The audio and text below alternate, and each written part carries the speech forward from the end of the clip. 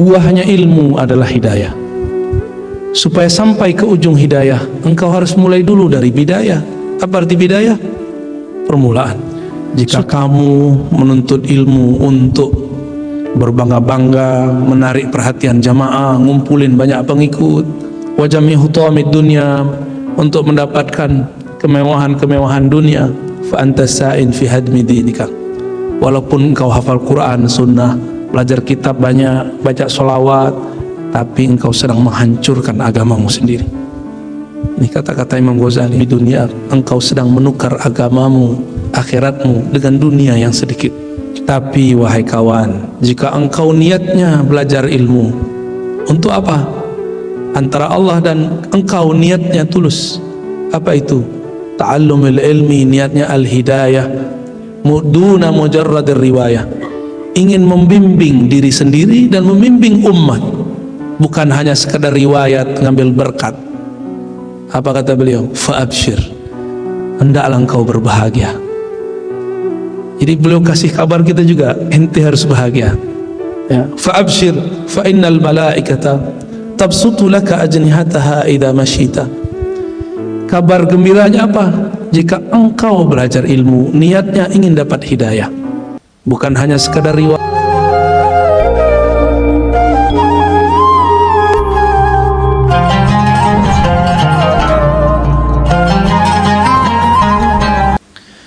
Kita masuk kepada kitab, semoga diberkahi pengarang kitab ini, juga diberkahi Al-Fatihah. Ma'udzubillah, bismillah.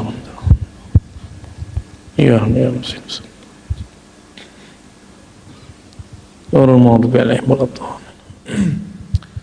وبسند المتصل الإمام أبي حامد الغزالي قدس الله سره قال الحمد لله حق حمده والصلاة والسلام على محمد رسوله وعبده وعلى آله وأصحابه من بعده أما بعد فاعلم أيها الحريص على اقتباس العلم المطهر من نفسه صدق الرغبة فيه وفرط التعطش إليه إنك إن كنت تقصد بطلب العلم المنافسة والمباهة وتقدم على الأقران واستمالة وجوه الناس إليك وجمع حطام الدنيا فأنت السائن في هدم دينك وإهلاك نفسك وبيع آخرتك بدنياك.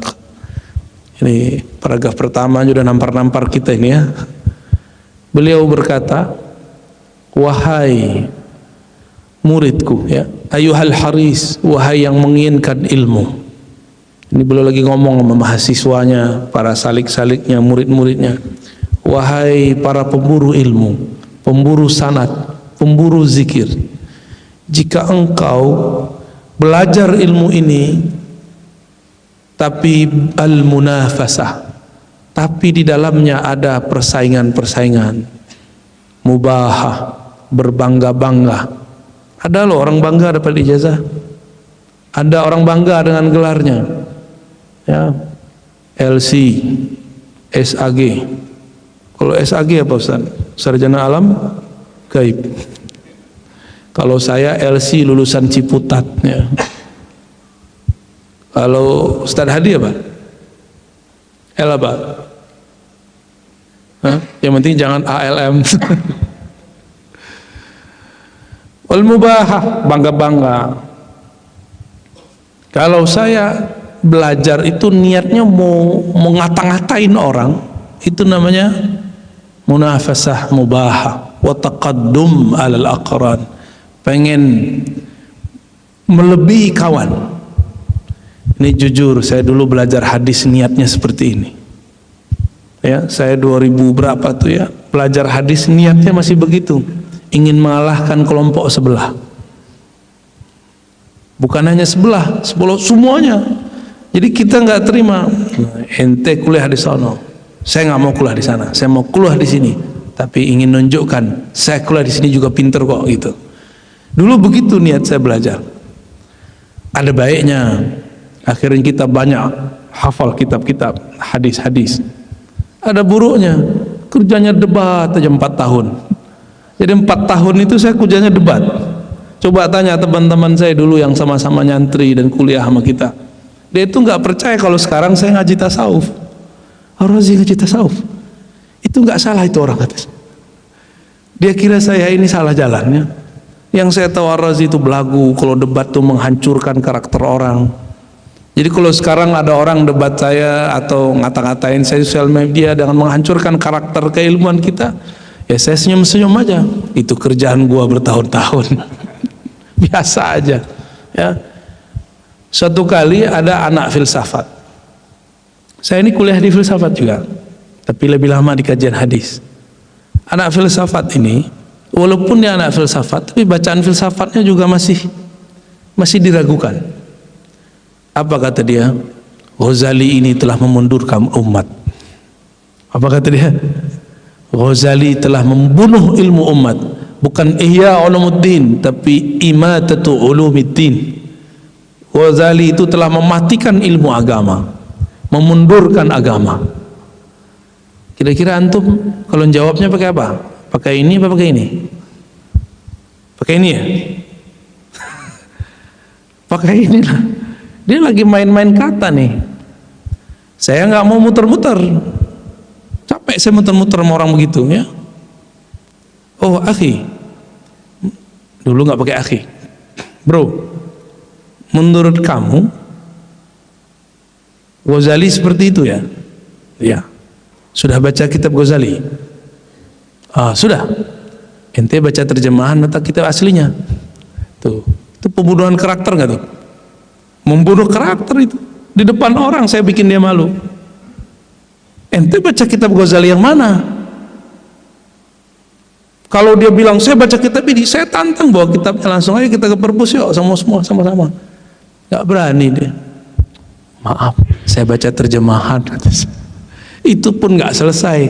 Yang dia baca pengantar orang. Karena memang ada satu dosen di UIN tamatan Mesir. Apa kata dia? Ghazali itu membunuh ilmu agama. Tapi bukan tamatan Azhar dia, tamatan sampingnya Azhar. Tahu ya? Antum tahulah maksudnya ya. Saya yakin Azhar nggak mungkin ngomong begini, karena Al-Azhar itu manhaj Imam Ghazali. Merinding saya ngomong begitu ya.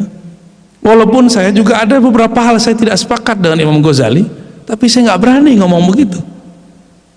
Karena saya bisa faham kitab-kitab itu karena berkah ilmunya Imam Ghazali juga. Ya. Kabur juga tuh orang. Beberapa tahun saya nggak ketemu dia. Ternyata nama saya dijelek-jelekin di luar. Apa kata dia? Ar-Razi itu pintar tapi ganas. Kalau itu kan sama aja jelek-jelekin kita ya. Kalau debat nggak membiarkan kita napas katanya. Kalau debat membunuh orang, mempintas langsung. Karena kalau dia bilang saya baca kitab Ghazali dan itu membunuh ilmu agama, kita tinggal tanya bagian mana ya. Dan saya mau tantang itu orang yang bilang Ghazali itu mengumpulkan hadis palsu. Ayo kita bawa sini, ente tunjukin mana kitabnya ya, mana hadisnya. Kalaupun ia ketemu, ayo kita hitung berapa hadis palsu di situ dan berapa hadis sahih. Tak berani mereka ya. Cuma qil wa qal, cuma kata orang. Ghazali itu lagi ingin menyembuhkan ente menolak penyembuhannya. Ghazali itu ingin ngajarin orang kalau membaca kitab orang, mendengar seorang imam, jangan sok pinter ya, turunkan sedikit lah. Maka kita setiap kali membaca kitab kita baca Al-Fatihah, itu cara untuk menekan ego pinter. Karena kepintaran itu ada egonya, ada belagunya ya. Maka saya sendiri berhadap-hadapan dengan diri saya sendiri. Benarlah sabda Nabi. Apa kata beliau? Inna a'da'ika ma baina janbaik. Musuh terbesarmu bukan di luar. Musuh terbesarmu bukan Salafi, bukan Yahudi, bukan orang-orang kafir. Musuh terbesarmu dirimu sendiri. Makanya beliau mengatakan, kalau engkau belajar niatnya ingin mengalahkan musuhmu, mengalahkan kawanmu, lawanmu ya. Lalu apa lagi? Istimalati wujuhin nas ilaik. Cari-cari perhatian orang kepadamu, ngumpulin jamaah, popularitas kita sebut, asyuhrah, ingin populer. Bener kan? Orang pengen populer. Emang antum kira enak populer itu? Gak enak sama sekali. Kita nggak terkenal Ahmad, ya. Cuma kalau ada orang 1000 di depan, mau salaman semua kan pusing juga kita. Repot Pak, ya.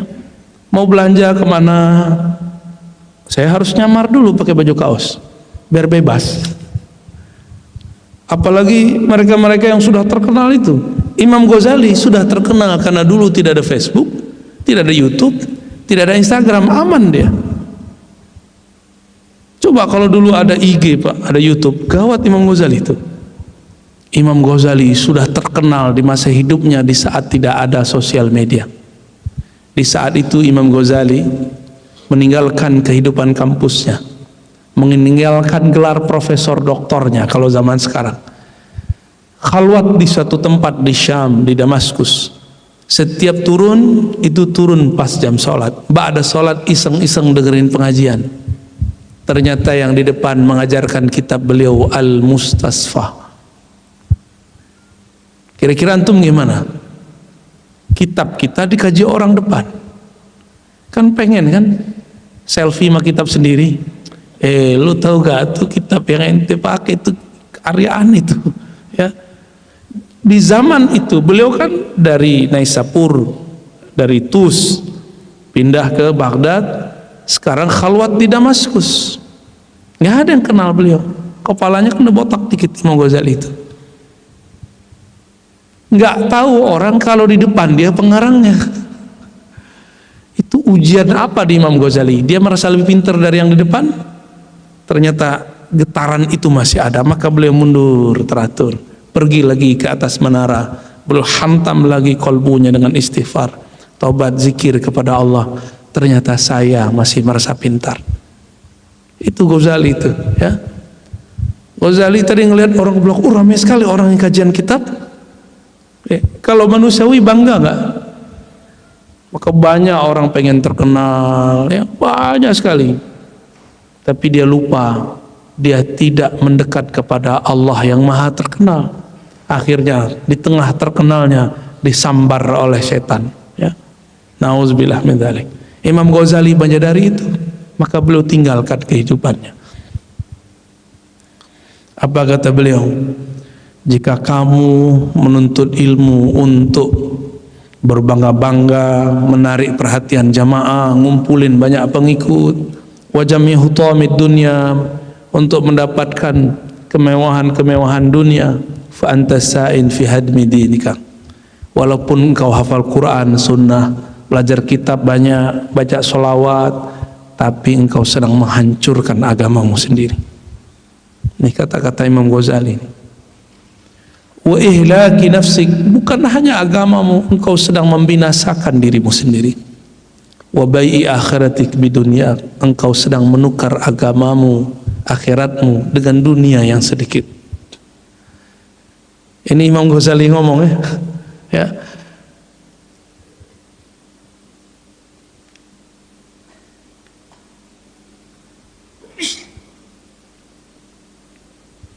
Kita loncat satu paragrafnya. Wa in kanat niyatuka wa qasduka fima bainaka wa baina Allah min Allah ta'ala min ta'allum al-ilmi al-hidayah duna mujarrad riwayah fa abshir. Tapi wahai kawan, jika engkau niatnya belajar ilmu untuk apa? Antara Allah dan engkau niatnya tulus. Apa itu? Ta'allumul ilmi, niatnya al-hidayah duna mujarrad riwayah, ingin membimbing diri sendiri dan membimbing umat, bukan hanya sekadar riwayat ngambil berkat. Apa kata beliau? Fa abshir, hendaklah engkau berbahagia. Jadi beliau kasih kabar kita juga, ente harus bahagia, ya. Fa abshir fa innal malaikata tabsutu laka ajnihataha idza masyita. Kabar gembiranya apa? Jika engkau belajar ilmu, niatnya ingin dapat hidayah, bukan hanya sekadar riwayah hafalan, bukan hanya untuk debat, bukan untuk sekadar mengumpulkan orang. Maka para asatis di sini banyak para asatis. Jangan pernah semangat berkurang jika orang sedikit datang. Dan jangan pernah girang juga ketika orang banyak datang. Kita tidak boleh sedih, kita boleh muhasabah. Kenapa orang tidak datang? Kita tidak boleh girang, tapi kita boleh bahagia bersyukur kepada Allah, ya Rabb, orang sudah mulai gandrung kepada ilmu, bukan gandrung kepada kita. Ya, kalau orang gandrung kepada kita, ada yang salah dalam taklim kita. Maka kita tidak boleh mengajak orang fokus kepada kita, tapi fokus kepada Allah yang menurunkan ilmu ini. Ini kepada para da'i, kan da'i ilallah bukan da'i ila nafsihi. Benar ya? Da'i kepada Allah, mengajak kepada Allah, bukan mengajak untuk kepada dirinya. Maka di saat kita ada, tiba-tiba muncul pendatang baru di dunia dakwah, kita sedih atau tidak? Kita merasa terancam atau merasa terbantu? Kalau da'i ilallah ada pendatang baru, dia senang. Ini pendatang baru meringankan bebanku. Jamaah kita separuh pindah ke sana, alhamdulillah, berarti tugas kita sudah banyak berkurang. Ini Ghazali bercerita, beliau dulu nggak begitu. Dulu kalau ada orang alim baru datang, itu dicecar depan jamaahnya supaya jamaahnya bubar. Ini Ghazali kerjaannya begitu dulu ya. Kalau dulu dimalu-maluin depan orang, dan tidak ada orang debat dengan Ghazali lalu selamat ya. Rata-rata mati karakternya, nggak berani lagi tampil depan orang, malunya semalu-malunya. Ini Imam Ghazali ini sadis kalau debat ya. Beliau sadar itu, dan beliau ini lagi ngomong sama dirinya sendiri sebenarnya. Jadi Imam Ghazali itu lagi ngomong sama dirinya sendiri, ente kalau ngajar umat niatnya ingin menarik perhatian umat, faqad ahlakta nafsak, ahdamta dinak, wa bayya'ta akhirataka bidunya. Kamu telah menghancurkan duniamu, dirimu, akhiratmu. Tapi kalau niatnya karena ingin mengajak umat kepada Allah, fa'abshir. Karena apa? Karena fa'innal malaikata tabsutu ajnihataha. Karena malaikat melebarkan sayapnya. Ini Bapak Saudara makan Allah. Kita kan nggak lihat ke atas ya. Kalau antum diberikan kasyaf oleh Allah, itu lihat sayapnya malaikat lagi kembang. Untung nggak dikasih lihat. Kalau dikasih lihat mungkin separuh-separuh gila kali. Jadi kita nggak melihat itu nikmat. Coba kalau kita ngelihat malaikat bolak-balik ke majelis, ketakutan kali orang ya.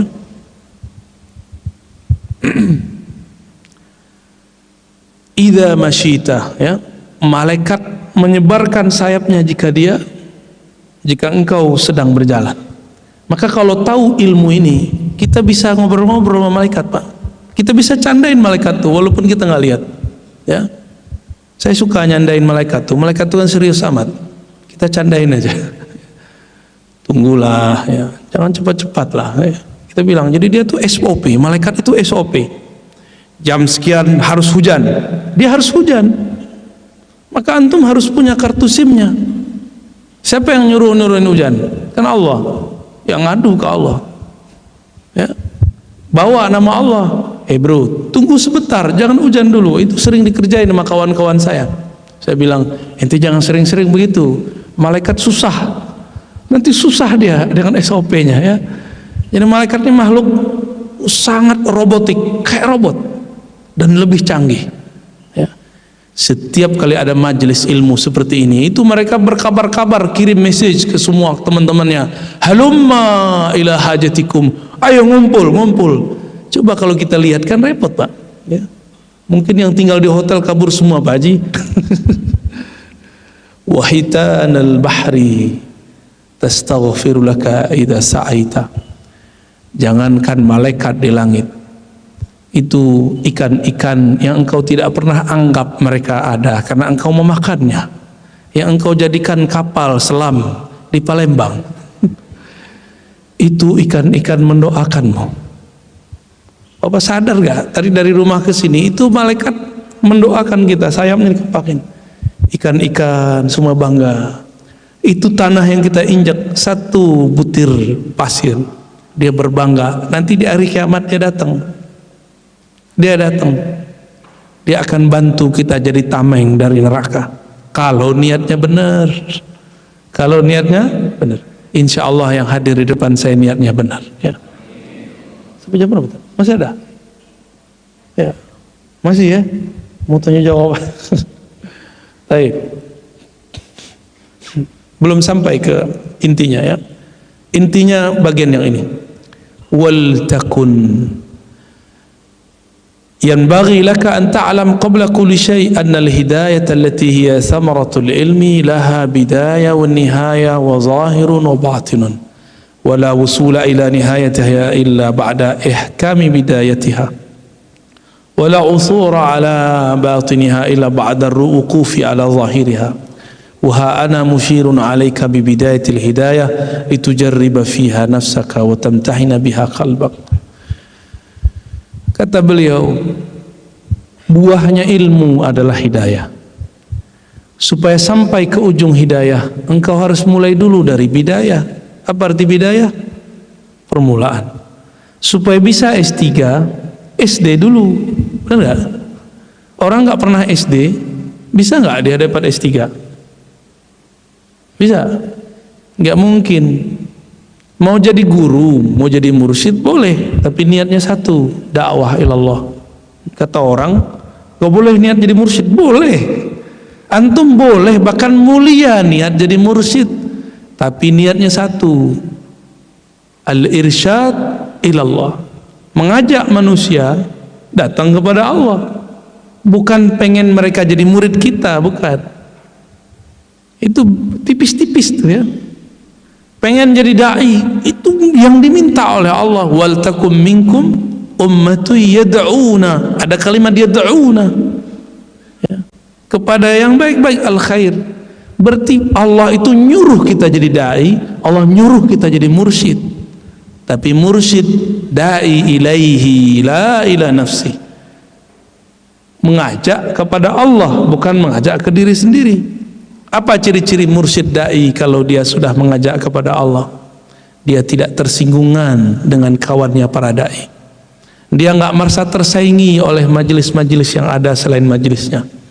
Itu berarti dia da'i ilallah, bukan da'i ila majlisihi ya, bukan da'i ke majelisnya. Baik. Lalu beliau mengatakan, untuk sampai kepada ujung, maka harus tahu dulu jalan di depan. Permulaannya dari mana, apa level-level yang harus dilakukan, apa adab-adabnya, apa hak dan kewajibannya, baru engkau sampai kepada ujung ya. Ini jalannya salik. Di luar ini ada lagi, itu namanya majzub ya. Orang majzub nggak begini jalannya. Ini jalan untuk orang berakal, orang yang cerdas. Kalau majzub, cerdasnya diambil Allah.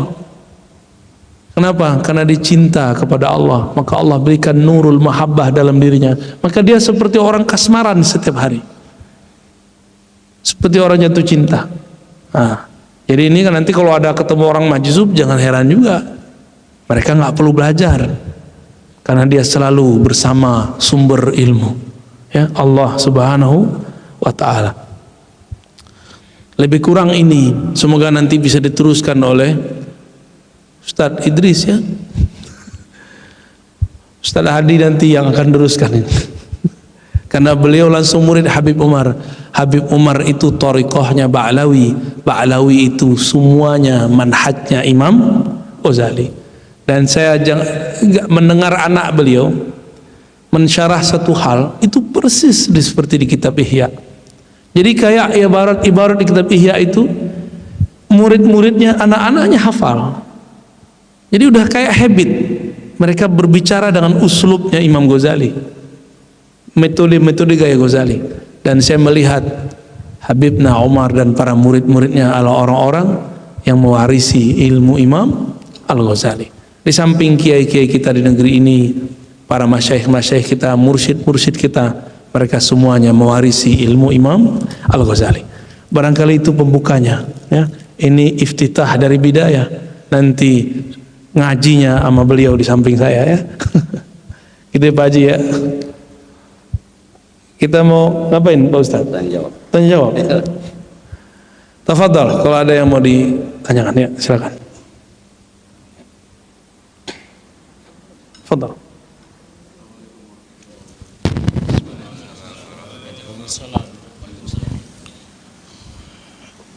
Afwan Ustaz, ana agak sedikit bergeser pertanyaan di saudara kita yang di sebelah itu. Kebetulan ana sekarang lagi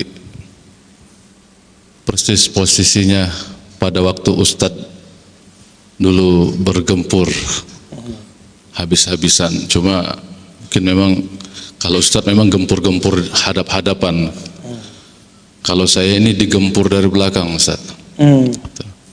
Mereka itu selalu patokan dari beberapa dalil-dalil, termasuk yang mereka sering pakai. Cuma yang riwayat dari Imam Bukhari itu mereka jarang sekali mereka hadirkan. Yang mereka sering pakai itu yang taraktu fikum amrayn idza tamassaktum bihima lan tadillu abada itu. Dia mereka tidak pakai inna tariku fikum ats-tsaqalain in akhadhtum lan tadillu itu. Nah, di sini ana ingin bertanya, kalau dari sisi rawi sanad, cuman mungkin nanti Ustaz kayaknya kalau yang lebih unggul Ustaz, ana lebih dominan kepada utsrati ats-tsaqalain itu Ustaz. Tapi kok mereka menafihkan riwayat yang ini Ustaz, padahal itu kan kalau tidak salah Imam Bukhari langsung Muslim ya saya. Wallahu a'lam. Itu saja Ustaz. Baik. Ya, katanya ada kelompok sebelah ya. Kelompok sebelah ini biasa. Dia menyebutkan ikut sunnah itu cuma sunnah yang sesuai nafsunya. Nggak sesuai nafsunya dia nggak ambil. Apa satu-satu yang tadi ditanyakan? Ada satu riwayat, riwayatnya sahih, riwayat Imam Muslim. Taraktu fikum tsaqalain. Aku tinggalkan bagimu dua beban yang berat. Jika engkau berpegang dengannya, engkau tidak akan sesat selamanya. Apa yang pertama? Kitab Allah. Apa yang kedua? Itrati ahla baiti. Ahla baiti. Kalau di sahih Muslim itu ahlu baitku.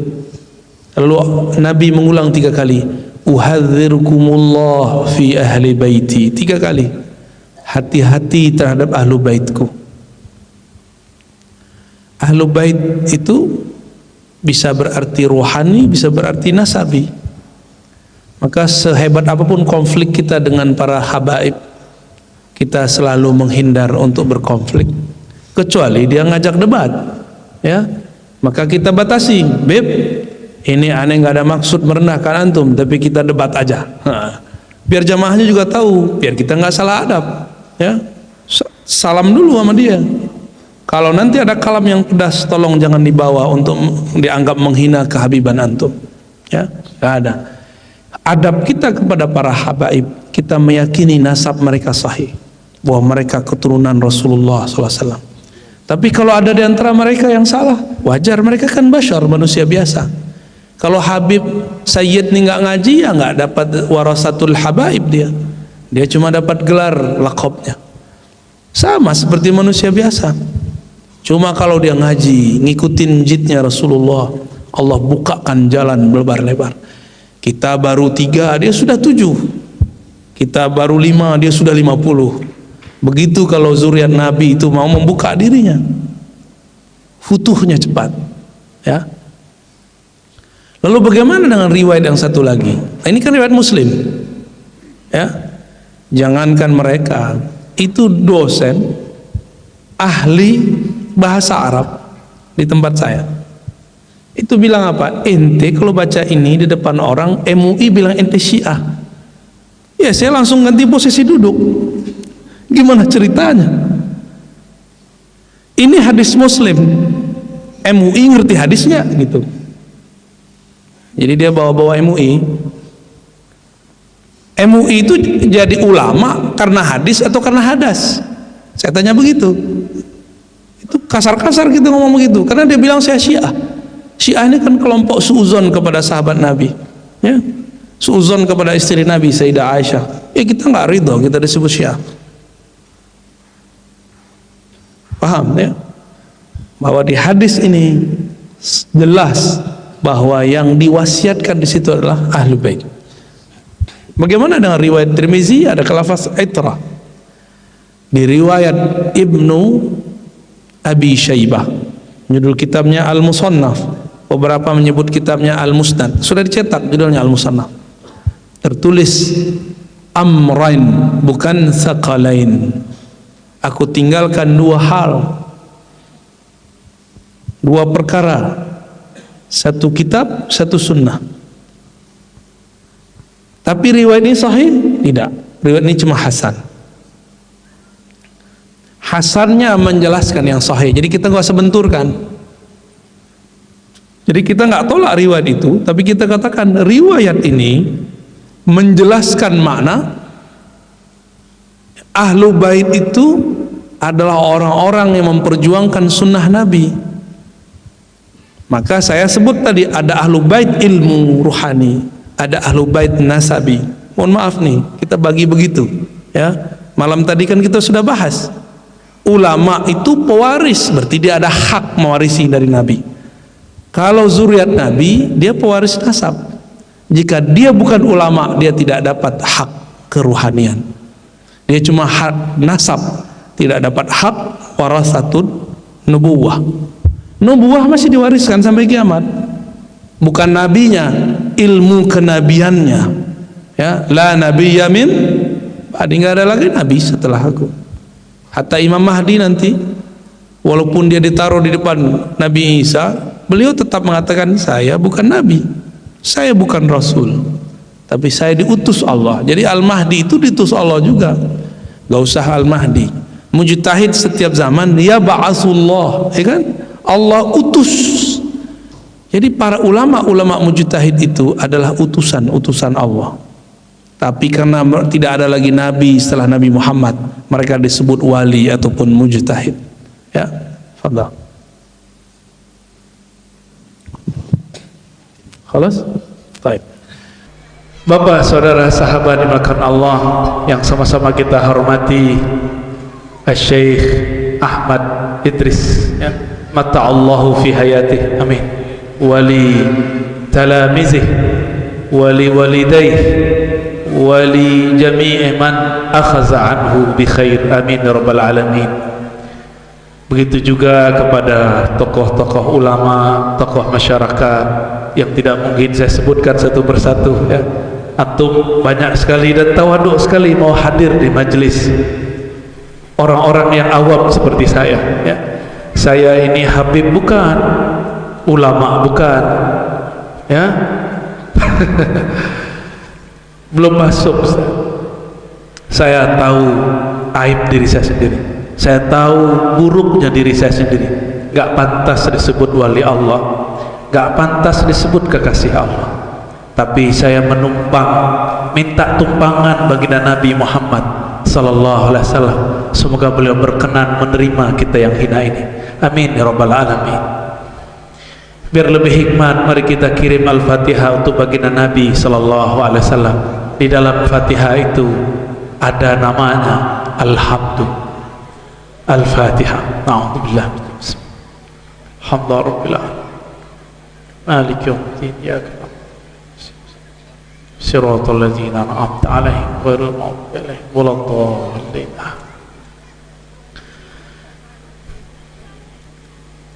Pernahkah kita dapat riwayat?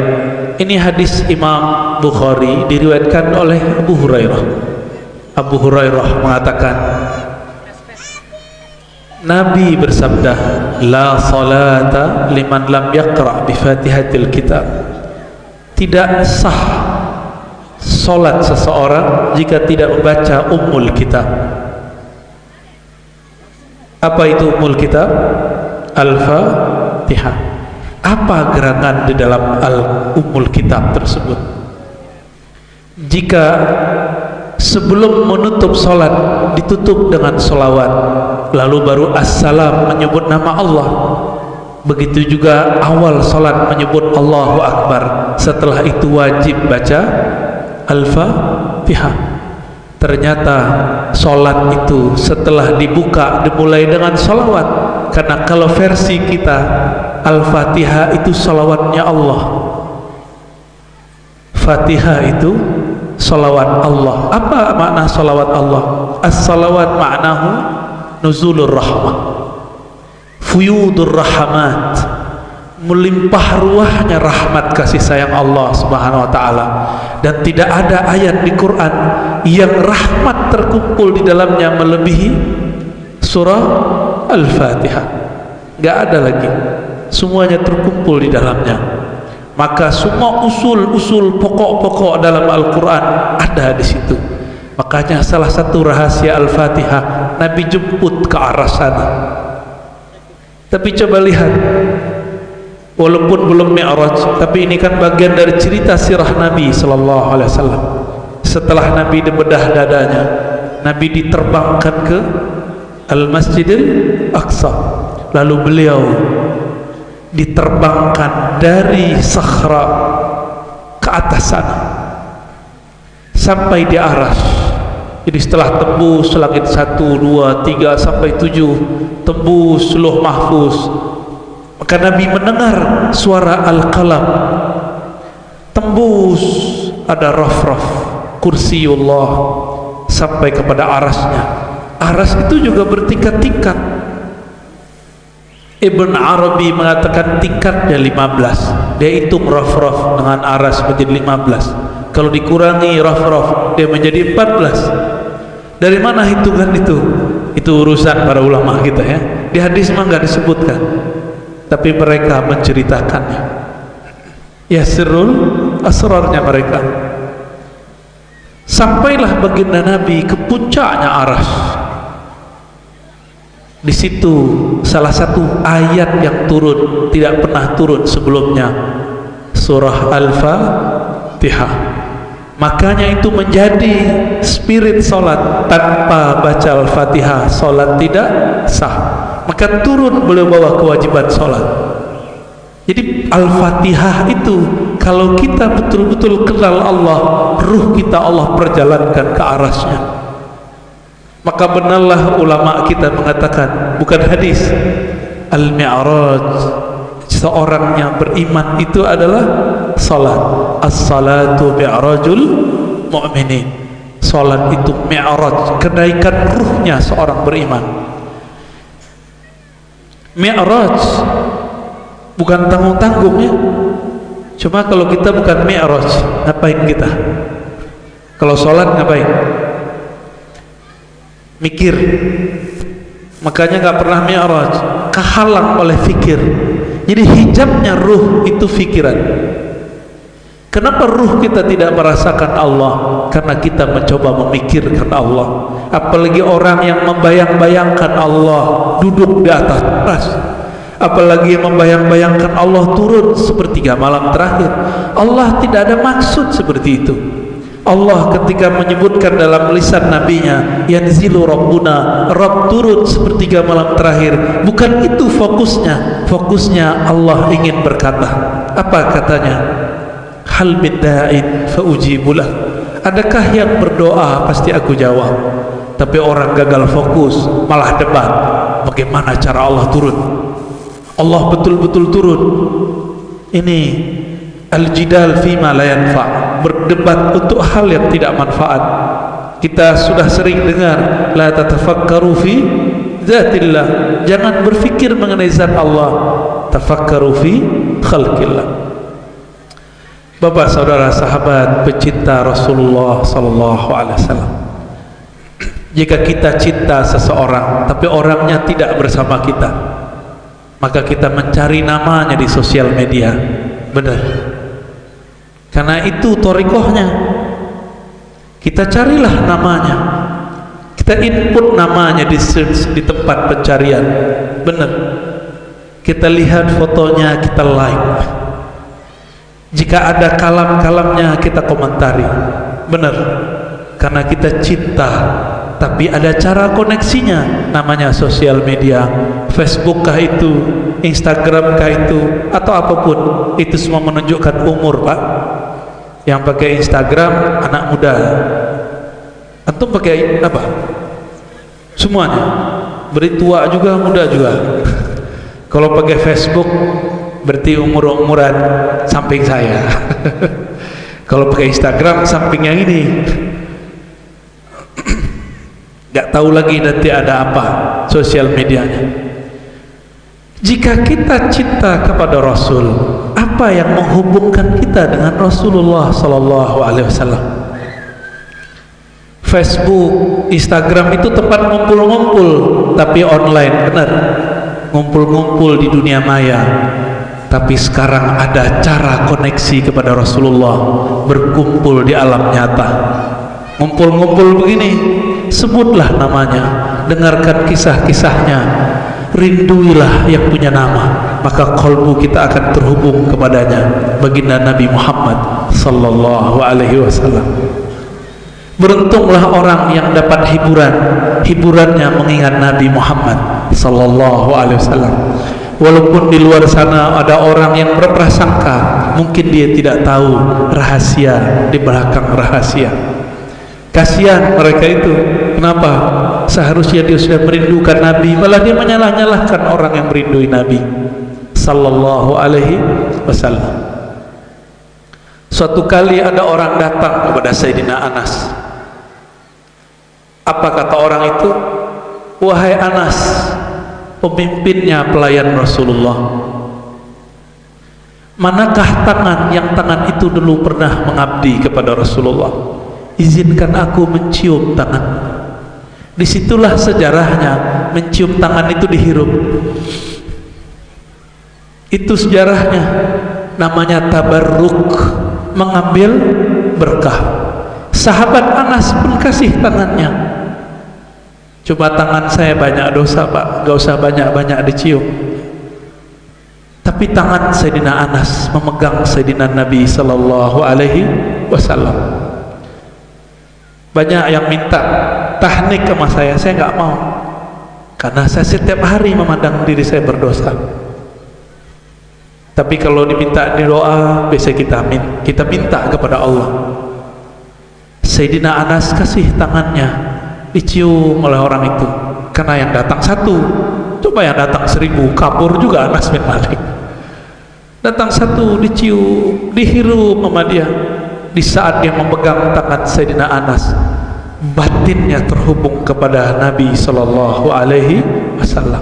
Karena di tangan itu ada memori. Makanya saudara-saudara kita tunanetra, dia melihat dengan tangannya, benar ya? Dia cukup mementuh, maka tangannya itu adalah matanya. Kenapa tangan bagi tunanetra bisa menjadi mata?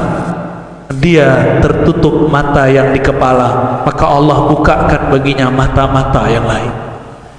Kita ini karena kebanyakan mata, ada mata di kepala, mata di handphone, ya benar. Karena banyak mata di handphone, mata Facebook, mata YouTube, mata Instagram, akhirnya lupa menghidupkan mata yang di dalam. Kita ini sering kalau ketemu orang yang kita suka, kita minta diabadikan dengan foto. Benar? Ya tidak salah. Cuma ada yang lebih afdol. Apa yang lebih afdol? Bacakan Al-Fatihah untuk yang kita cintai. Bacakan salam, ya Allah jaga dia. Itu lebih dahsyat daripada antum foto. Itu tembus ke hati. Kalau foto bisa hilang kena virus, tapi kalau kita kirimkan Fatihah untuk yang berbicara, untuk orang yang kita cinta, itu masuk ke dalam batin. Kenapa Al-Fatihah? Karena Fatihah adalah salawatnya Allah. Itulah pelet abadi, ya, itu pelet abadi, Pak. Sekali dibaca dia akan tidak akan pernah hilang. Oleh karena itu Fatihah adalah al-jami' likulli khair. Semua kebaikan ada di dalamnya. Nabi Muhammad pun disebut dengan Al-Fatih. Surah Al-Fatihah, An-Nas, Fatihah. Nabilah mu'azzakarnya, Fatihahlah mu'annasnya. Maka sebenarnya Fatihah itu cerita tentang beliau sallallahu alaihi wasallam. Di suatu kesempatan baginda Nabi sallallahu alaihi wasallam berjalan-jalan di pegunungan Mekah. Tiba-tiba ada sebongkah batu mengatakan, "Assalamualaikum ya Rasulullah."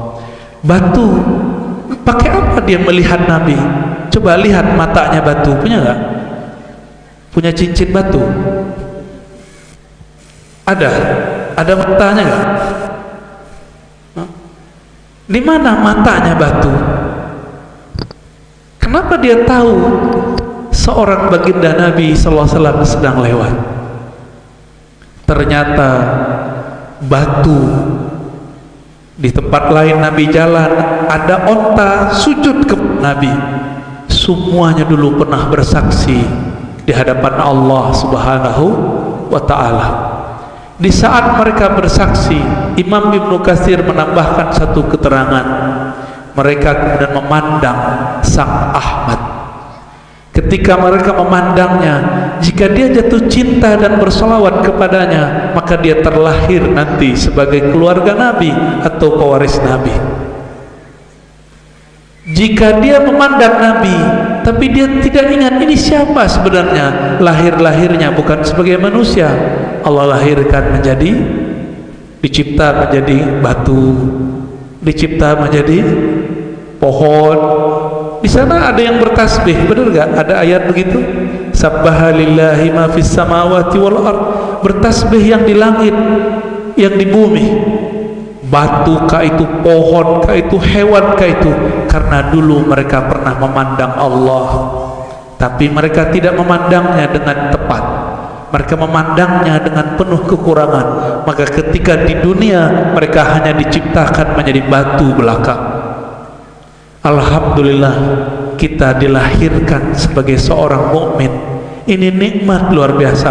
Maka lahir Islam lahiran, Islam keturunan itu anugerah. Jangan diejek. Karena banyak sekali orang mengatakan Islam keturunan gak benar ente, ya. Dia tahu sejarah kenapa ada orang lahir sebagai seorang beriman.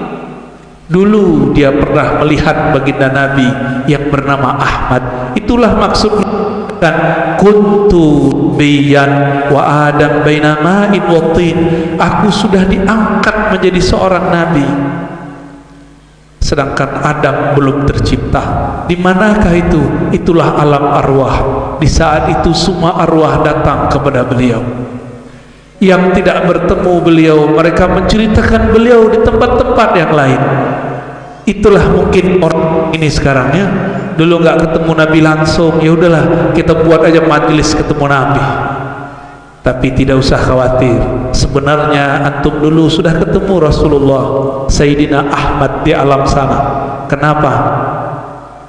Beliau mengatakan, siapa yang salawat kepadaku, Allah kembalikan ruhku, aku balas salamnya.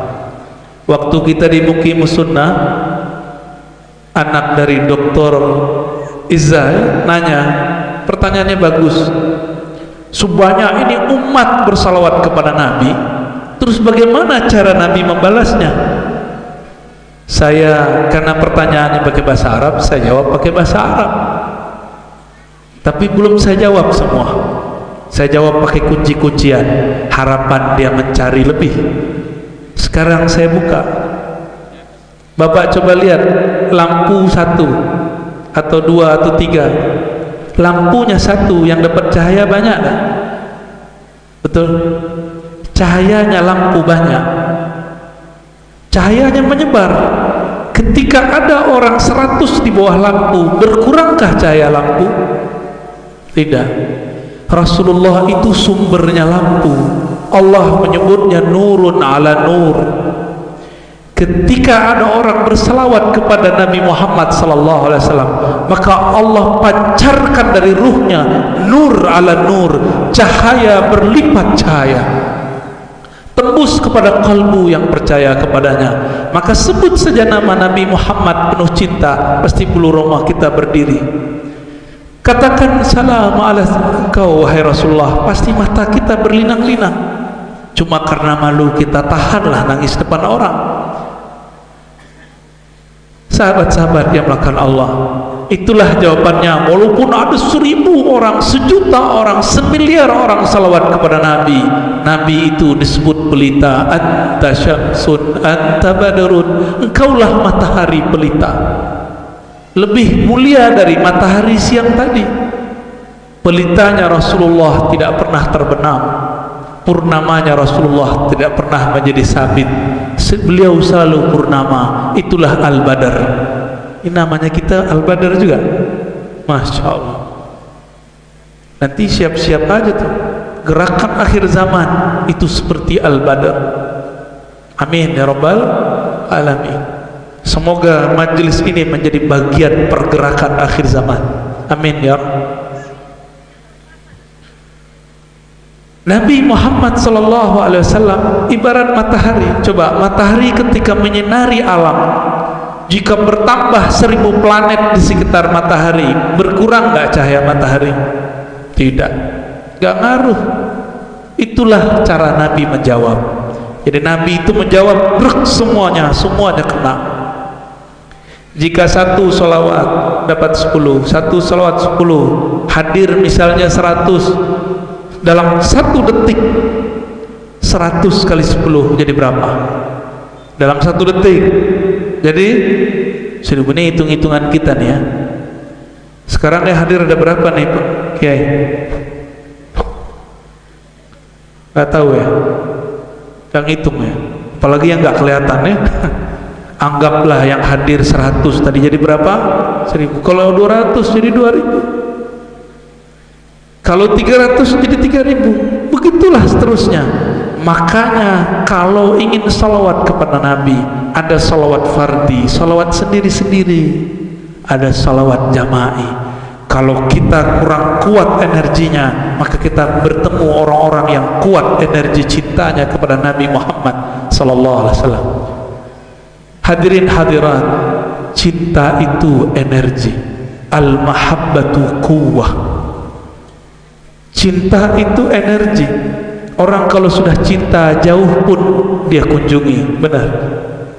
Orang kalau sudah cinta, gunung pun dia lewati.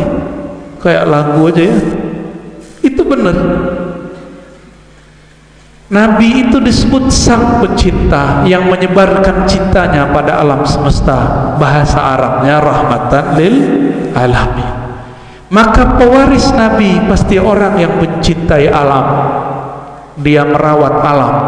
Maka saya meminta kepada para kiai di pesantren-pesantren, tanam pohon-pohon biar hijau.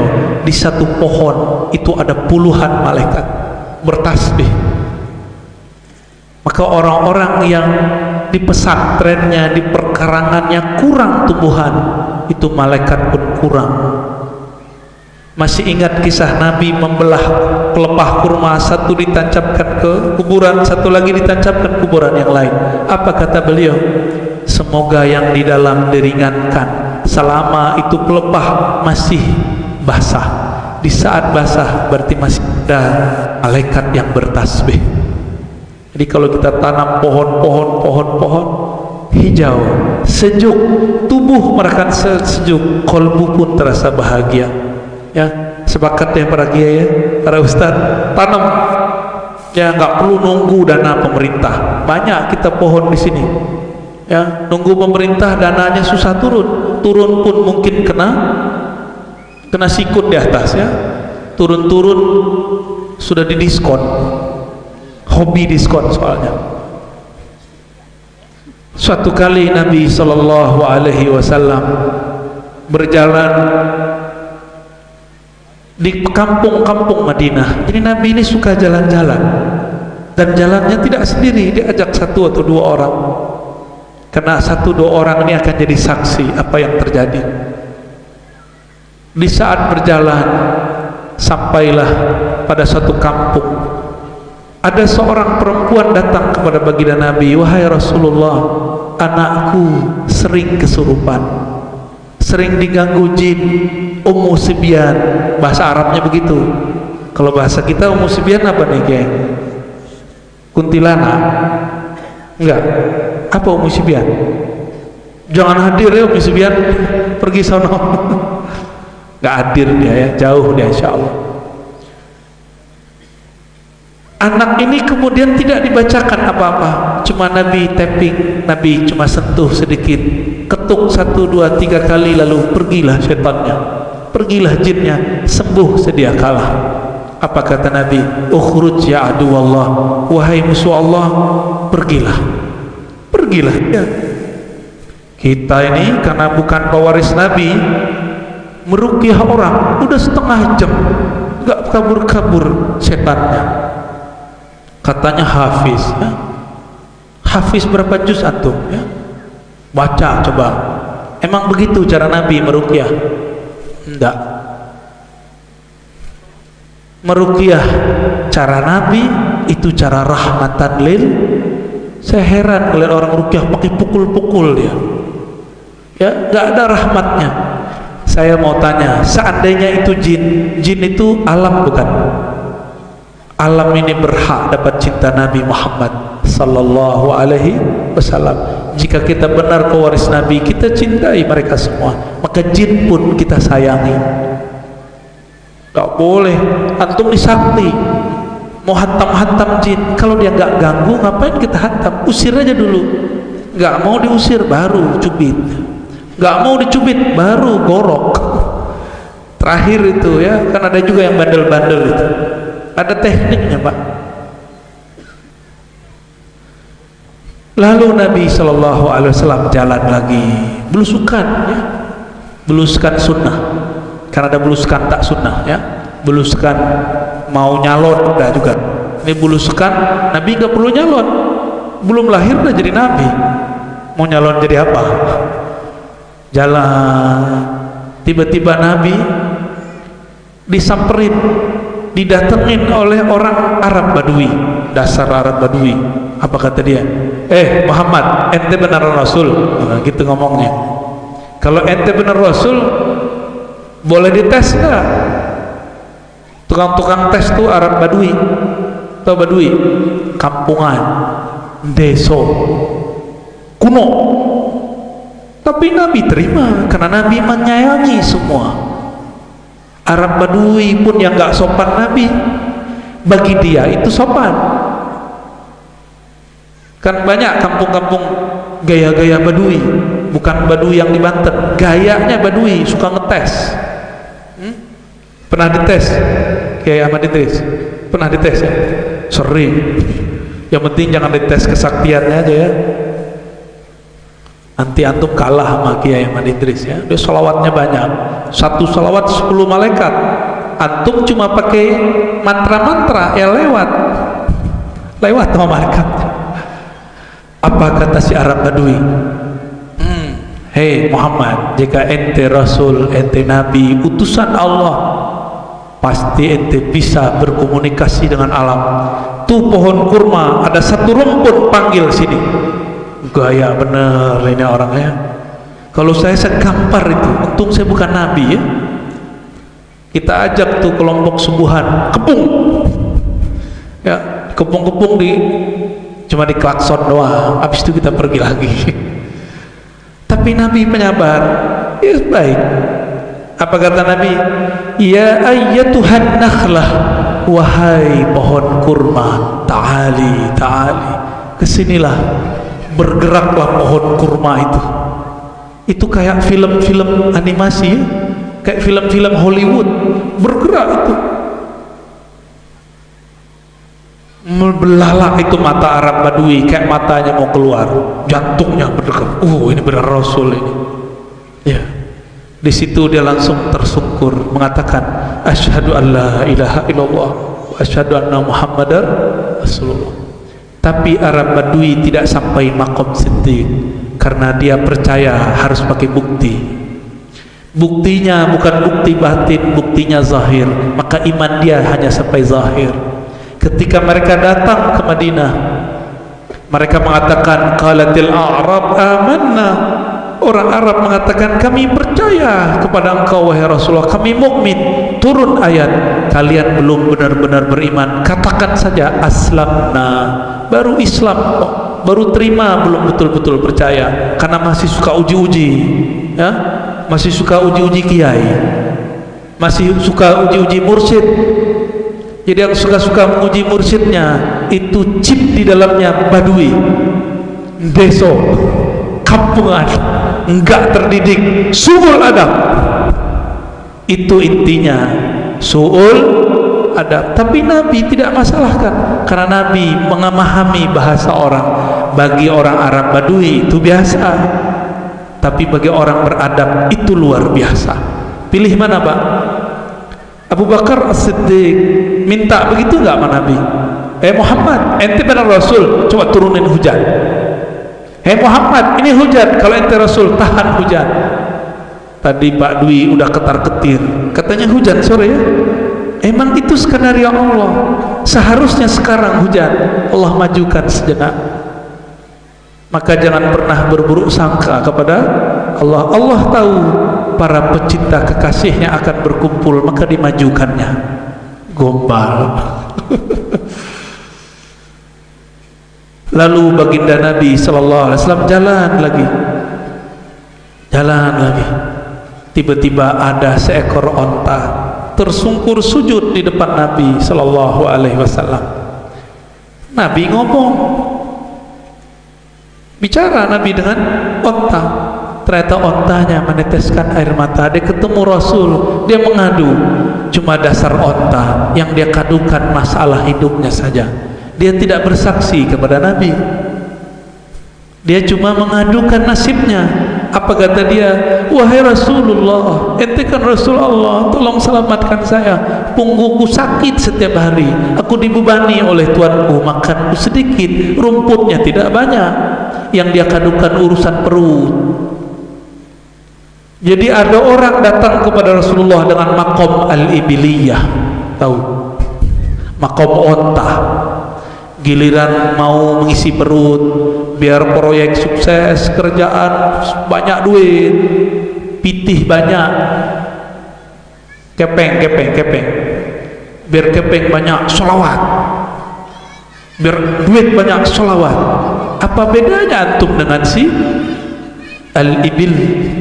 Mohon maaf, ini mohon maaf, ini udah zaman begini masih sholawat untuk kesuksesan dunia. Berarti antum betul-betul belum kenal Rasulullah sallallahu alaihi wasallam, belum kenal Rasulullah namanya, belum la ya'rifun Nabi. Bagaimana kita mau katakan ini? Bagaimana mungkin kami tidak mencintaimu? Ternyata cintanya bersyarat. Yang penting proyeknya beres dulu, baru saya sembelih kambing. Jadi kalau nggak sukses mau sembelih kambing. Kalau saya sukses nanti itu maulidnya Kiai Idris, Kiai Ahmad Idris, saya sokong, saya support. Kalau dia nggak sukses, dia nggak pernah sokong. Berarti cintanya bersyarat. Pantaskah dia mengatakan itu? Nggak pantas. Ingin sembuh penyakit, emang kalau nggak sembuh nggak cinta Nabi lagi. Kata orang baca sholawat tibil qulub biar sembuh. Kalau antum nggak sembuh, nggak sholawat lagi ke Nabi. Emang begitu? Nggak begitulah. Makanya imam yang nulis sholawat ini memulai kalimatnya tibil qulub, baru jasad. Jadi kalau mau sembuh, sembuhkan dulu qalbumu, baru sembuh jasadmu. Banyak penyakit dimulai dari qalbu. Coba lihat, coba tanya dokter psikiater, setiap penyakit fisik itu penyakit dimulai dari non fisik. Sudah terbukti secara ilmiah, bukan hanya kata-kata ustaz. Maka malam ini saya mengajak, ayo sholawat bukan karena syarat-syarat, sholawat bukan karena pengen sukses, sholawat bukan karena pengen duit banyak, sholawat bukan karena pengen panjang umur, bukan. Sholawat karena Nabi layak disolawatin. Salawat karena Allah pun berselawat kepadanya. salawat karena malaikat di semua tempat bersalawat kepada baginda Nabi Muhammad sallallahu alaihi wasallam. Malu kepada malaikat, malu kepada Allah. Allah berselawat kepada Nabi Muhammad sallallahu alaihi wasallam. Tapi jangan tanya bagaimana salawatnya Allah kepada Nabi Muhammad, itu rahasia. Karena ini majelis umum, tidak mungkin kita buka semua, ya. Ada rahasia-rahasianya yang kita buka di umum yang bisa dicerna oleh umum. Kalau enggak nanti antum garuk kepala. Ini Ar-Razi ngomong apa lagi, dongeng apa lagi, kata orang yang enggak paham, ya. Percaya enggak kejadian-kejadian tadi?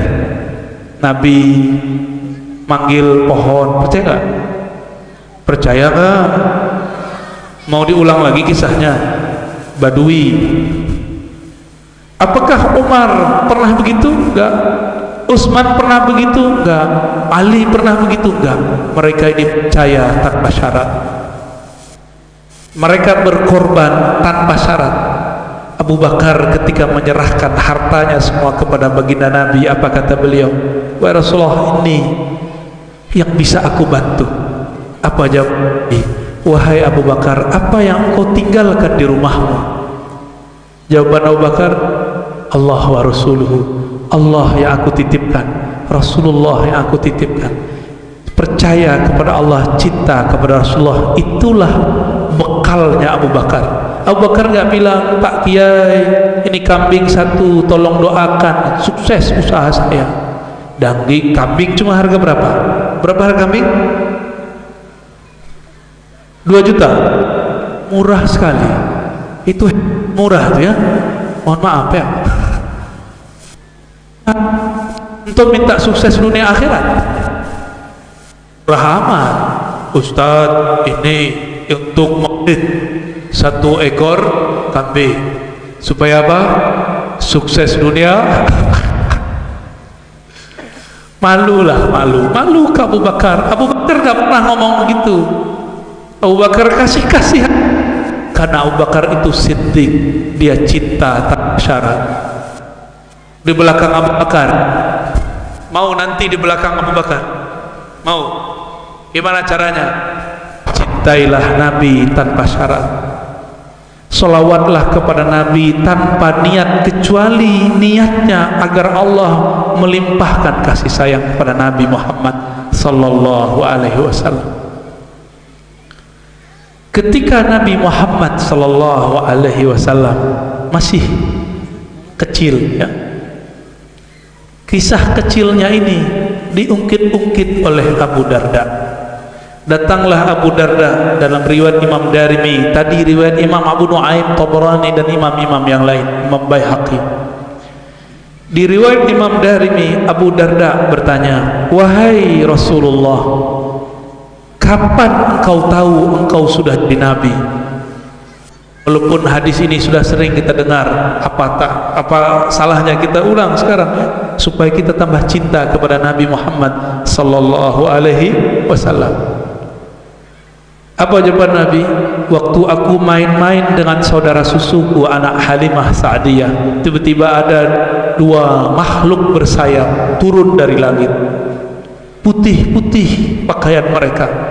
Yang satu ngomong, emang itu dia orangnya? Kata yang satu lagi, emang gitu. Yang ngomong emang kedua itu Jibril, yang pertama Mikail. Jibril sudah hadir saat Nabi lahir, bahkan sering mendatangi Aminah saat Sayyidatuna Aminah hamil. Ahsan. Ini dia kurang sholawat deh, ya.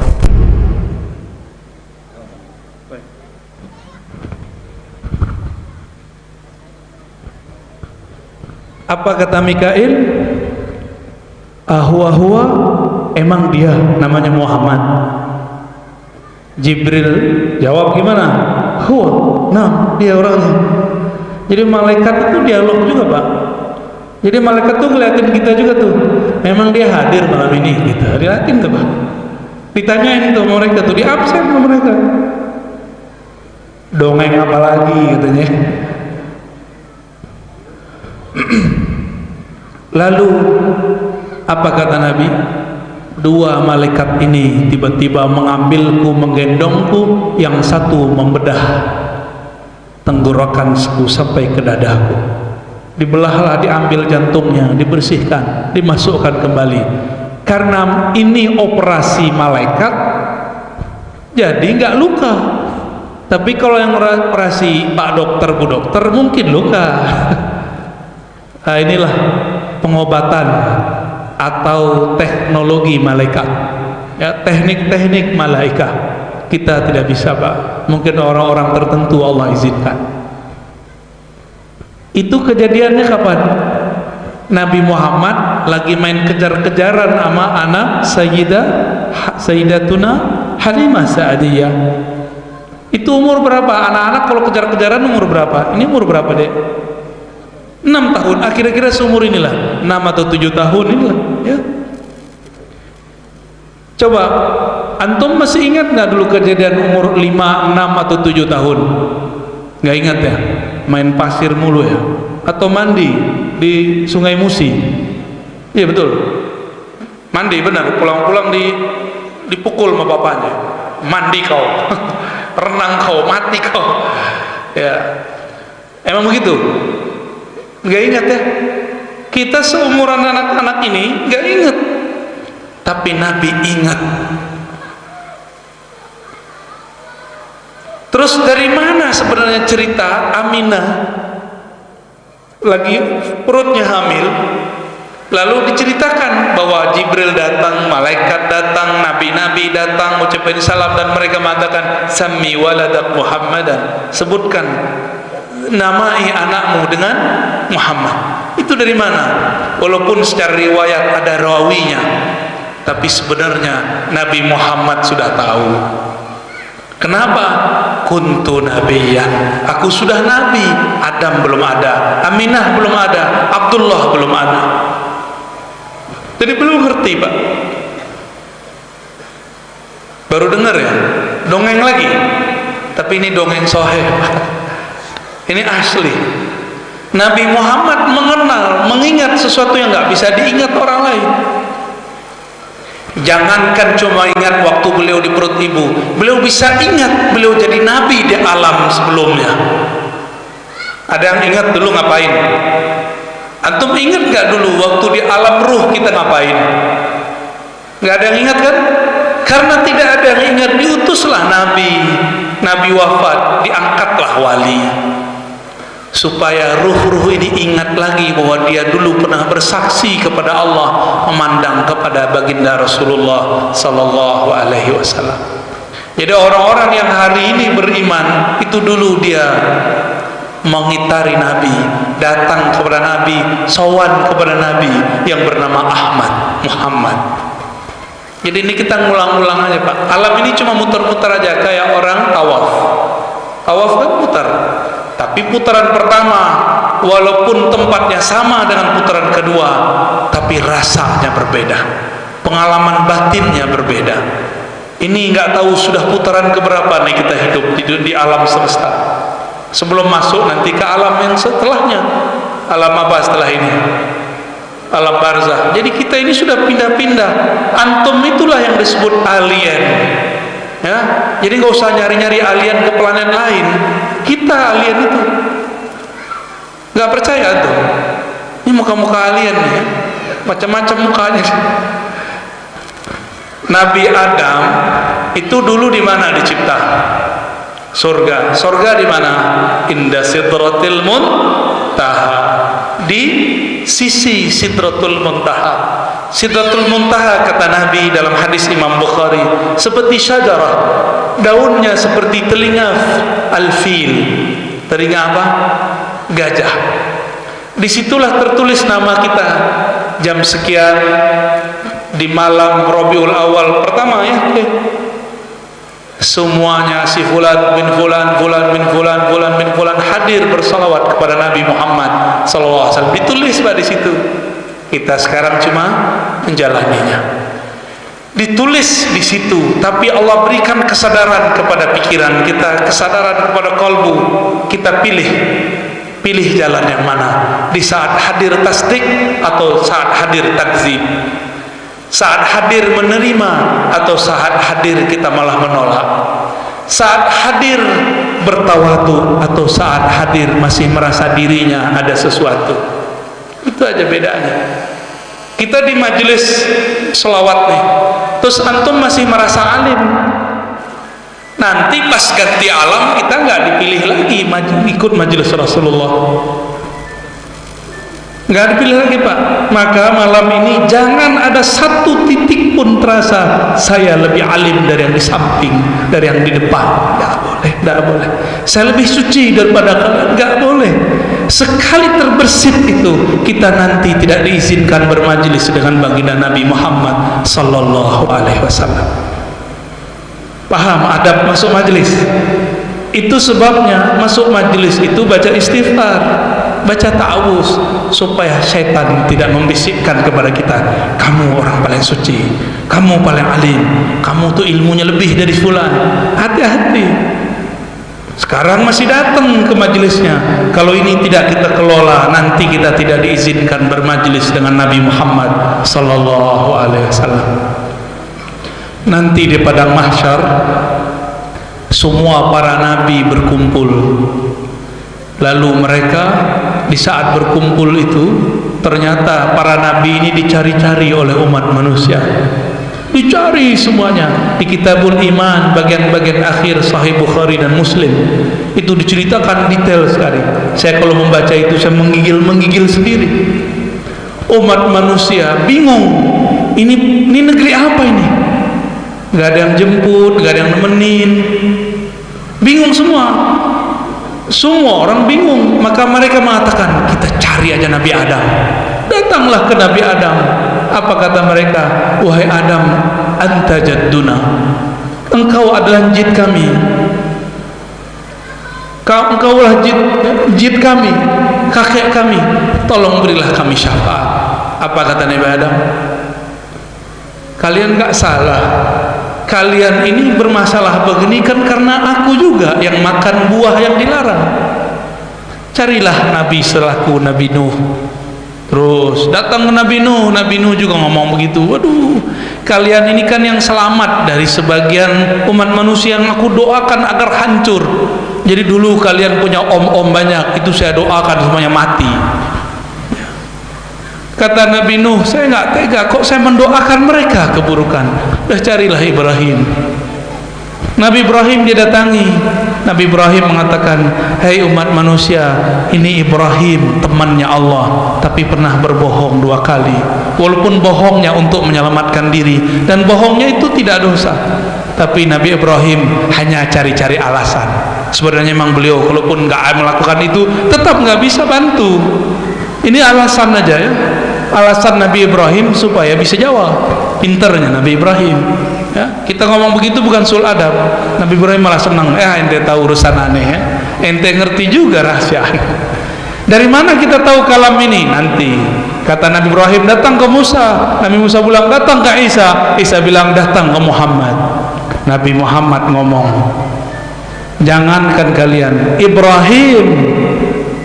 Ibrahim itu butuh syafaatku. Terus kita siapa?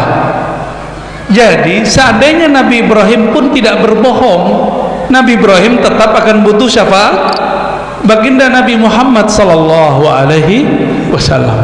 Secara nasab Nabi Ibrahim kakeknya Nabi Muhammad, tapi secara hakikat Nabi Muhammad adalah ayahnya Nabi Ibrahim. Maka disebutlah Muhammad Abul Arwah. Muhammad itu bapaknya para arwah. Benar pakai, kalau salah mau ditegur ya. Benar, Muhammad Abul Arwah. Nabi Muhammad itu bapaknya para ruh. Secara zahir nasab benar. Nah ini pesan saya untuk orang yang merasa nasabnya tinggi, anak kiai, anak habib.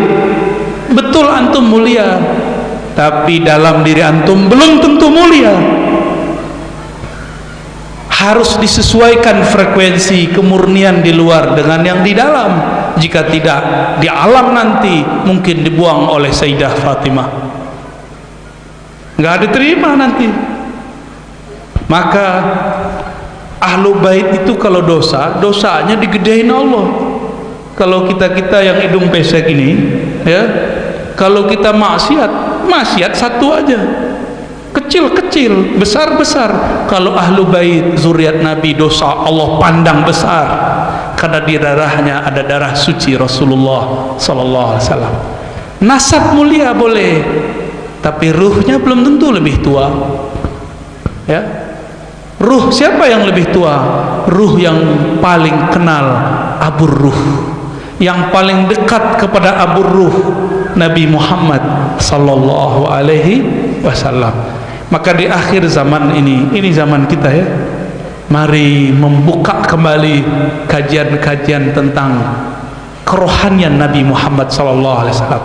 Itu Barzanji, apa Simtud Duror, tadi apa baca? Ad-Diyaul Lami. Itu gelar yang dikasih ke Ane waktu di Pekanbaru tuh kayaknya. Ya.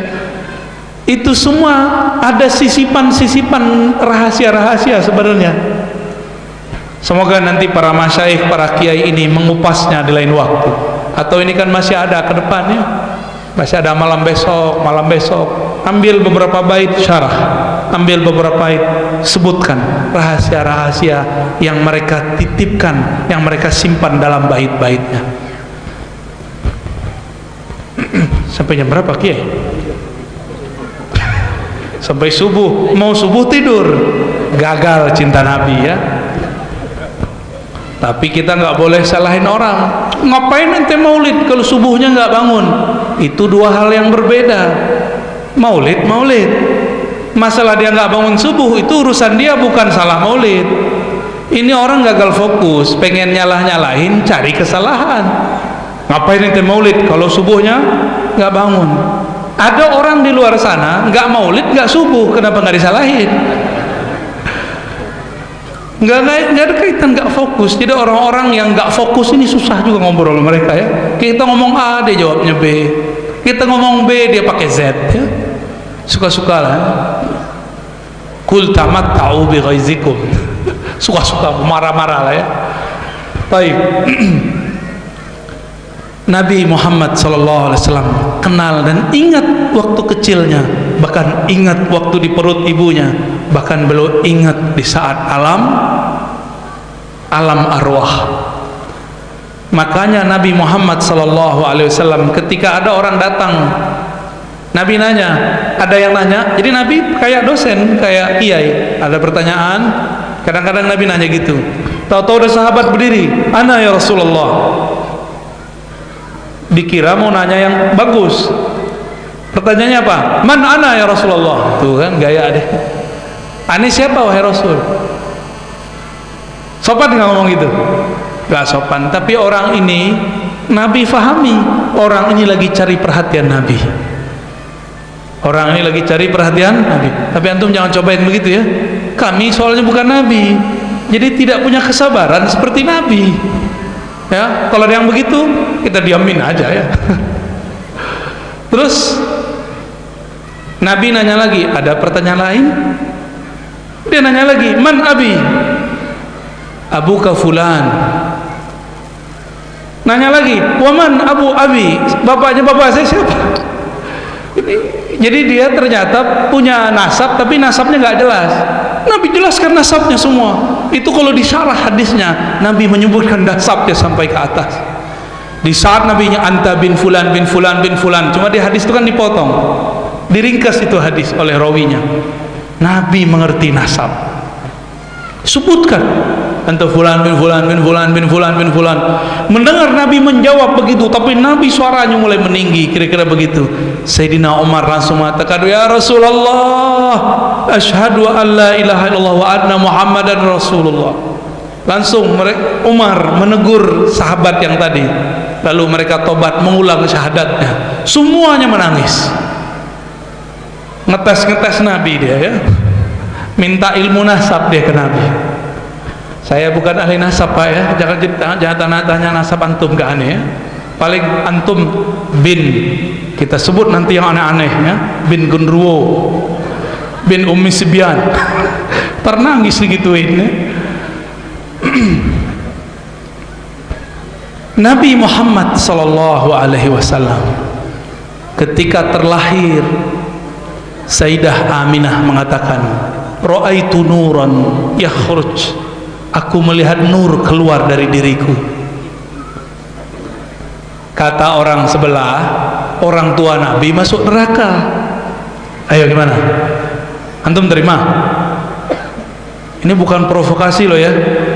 Ada Pak Polisi nggak? Mohon maaf, ini bukan provokasi. Antum terima nggak orang tua Nabi dibilang orang tua Nabi masuk neraka? Terima nggak? Kata dia ada hadisnya. Gimana jawabnya? Suruh dia bacain hadisnya. Anggaplah sekarang dia ada ya. Sekarang lagi jawab dia. Ini loh hadisnya. Ja rajulun lan Nabi sallallahu alaihi wasallam. Nabi didatangi seseorang lalu bertanya, "Aina abi?" Di mana abahku wahai Rasulullah? Kata Rasulullah langsung kasyaf. Allah bukakan alam neraka dan surga. Dilihat-lihat daftar namanya nggak ada di surga.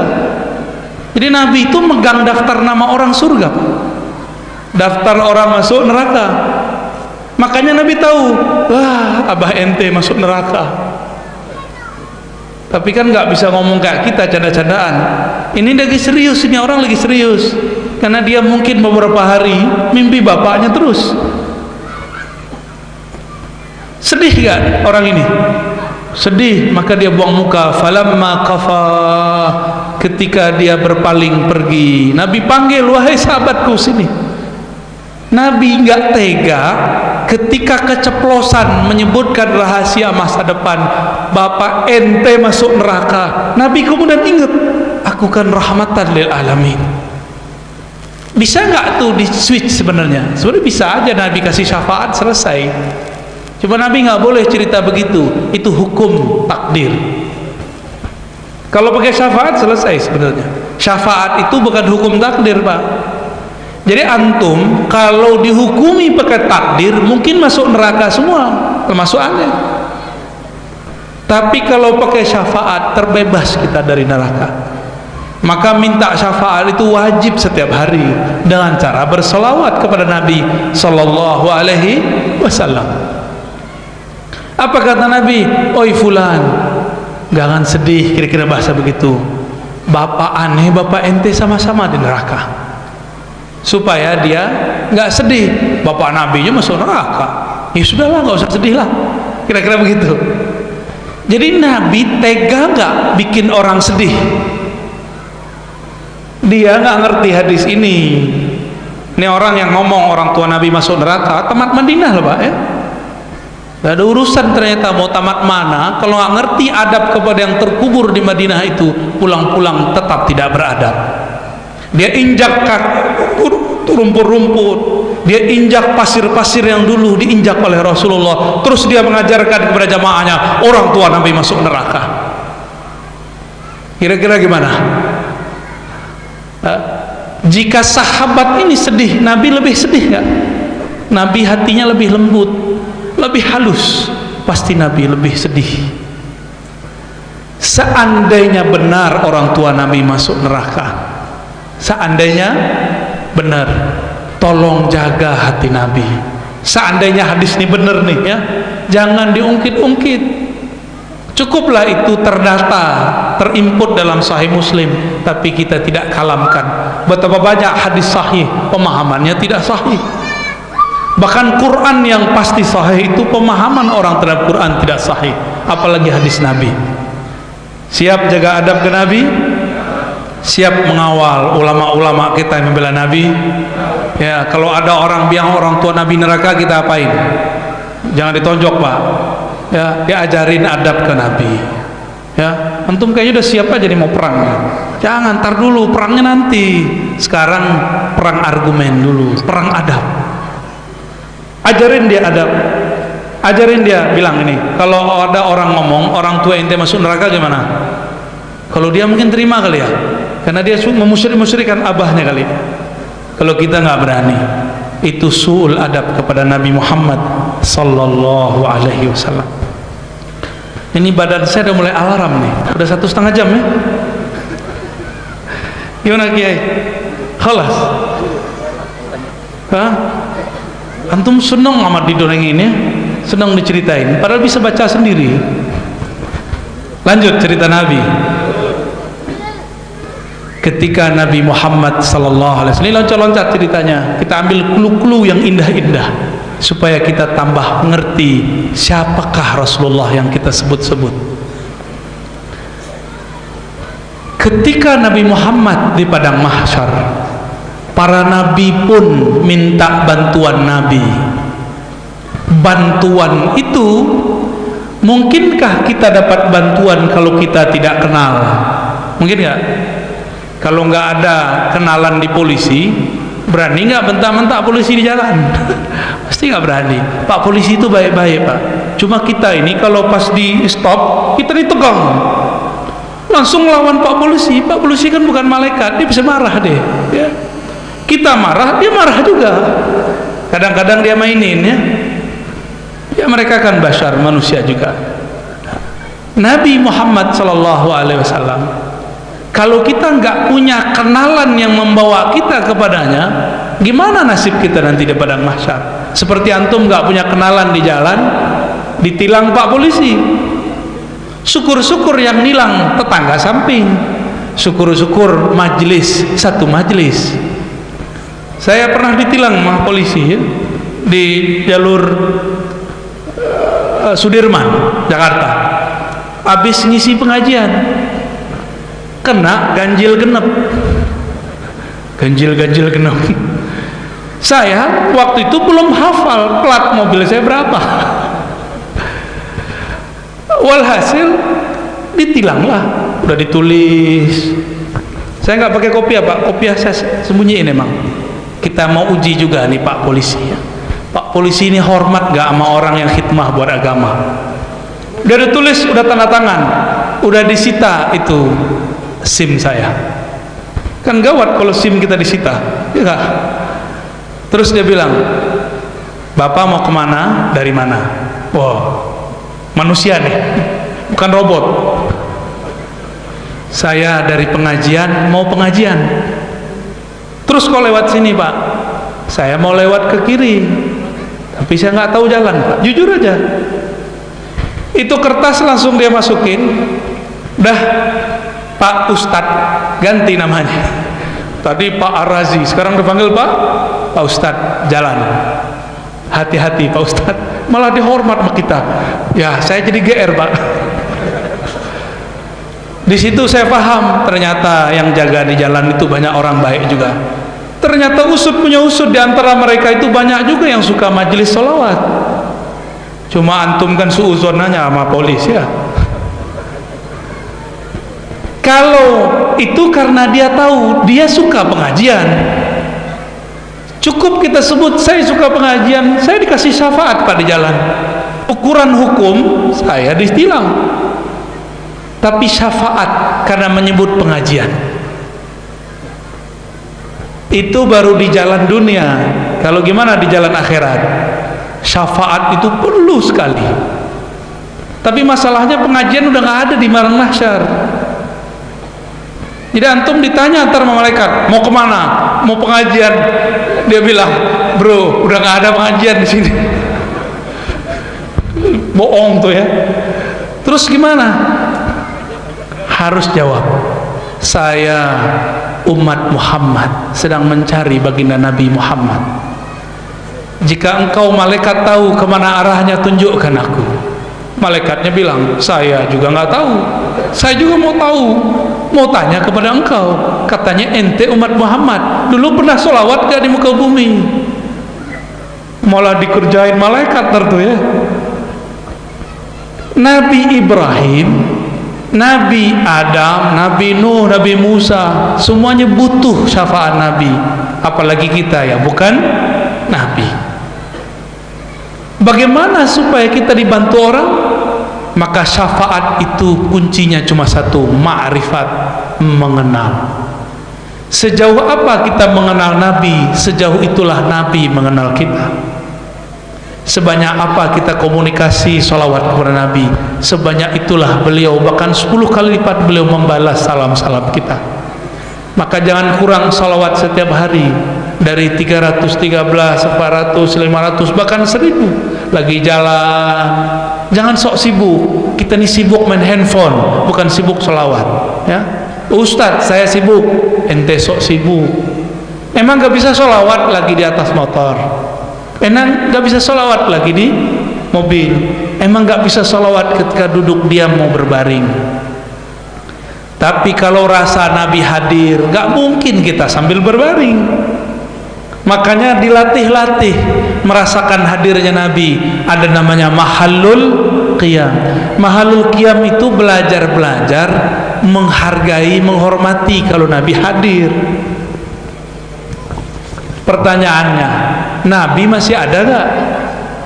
Tadi kita udah baca satu selawat, ruh Nabi jawab.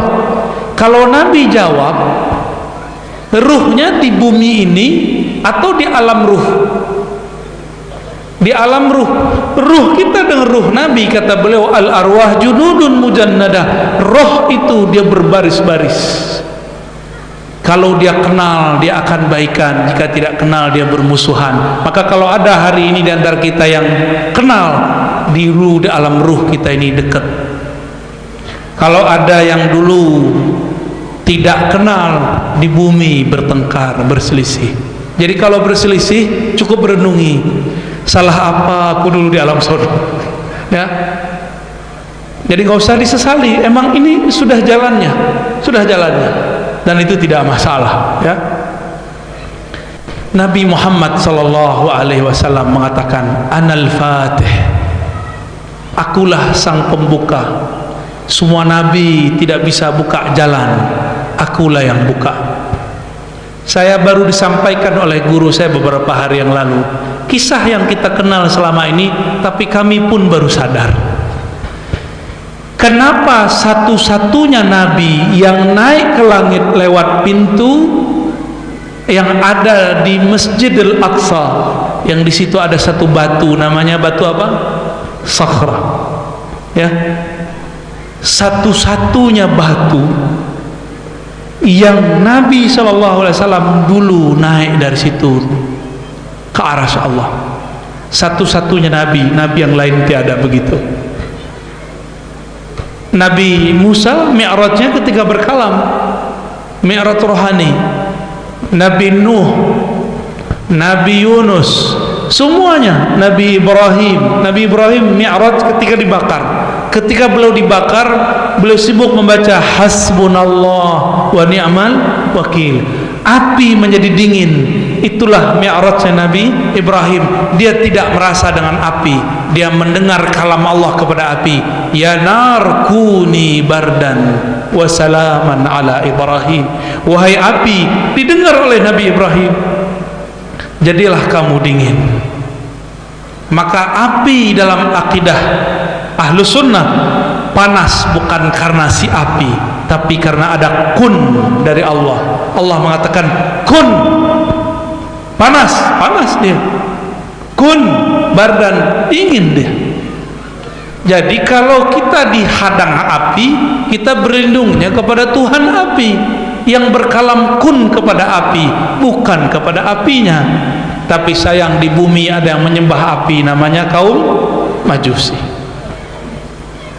Kembali ke Nabi sallallahu alaihi wasallam. Satu-satunya nabi yang naik dari Sakhra, tembus sampai ke aras. Dan antum jangan kira di aras itu Nabi ngelihat Allah begini seperti antum ngelihat aneh sekarang, enggak. Rasulullah sallallahu alaihi wasallam ketika dinaikkan, dimi'rajkan ke puncak arasnya, beliau sajidan, sujud kepada Allah. Maka diabadikan jadi salat, aqrabu ma bainal abdi wa rabbih fis sujud. Sedekat-dekat hamba kepada Allah adalah saat sujud. Walaupun kita sujud di bumi, tapi ruhnya Allah terbangkan ke aras. Itu baru disebut mi'rajnya orang yang salik, mi'rajnya para aulia arifin. Kalau kita sujud masih di tanah, ya benar, belum merasa sujud di sana, ya. Nabi Muhammad Allah kasih unjuk, nih batu. Kita buka-bukalah kitab Tazkirah Imam Al-Qurtubi, Imam Ahlus Sunnah yang punya tafsir Al-Qurtubi, yang mengerti ilmu hadis dan mensyarah Sahih Muslim. Apa kata beliau? Nanti umat manusia akan berangkat lewat sakhrah, lewat batu yang ada di Masjidil Aqsa. Tapi satu-satunya Nabi yang diperjalankan dari sana, yang diberitahu inilah batunya, cuma Nabi Muhammad sallallahu alaihi wasallam.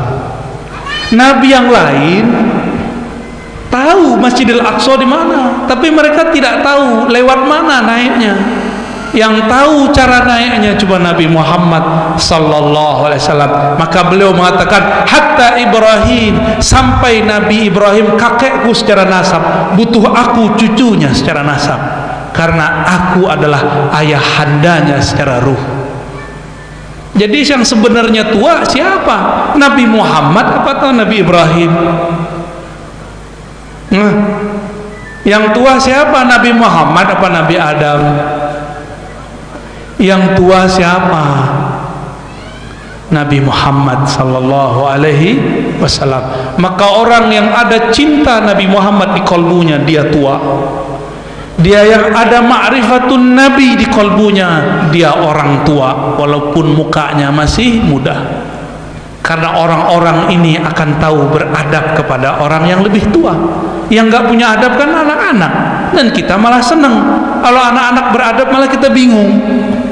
Ini makhluk apa nih ya? Jadi kalau anak-anak di masjid lari-lari itu biasa Pak, tapi kalau bapak-bapak di lari-lari di masjid saya curiga.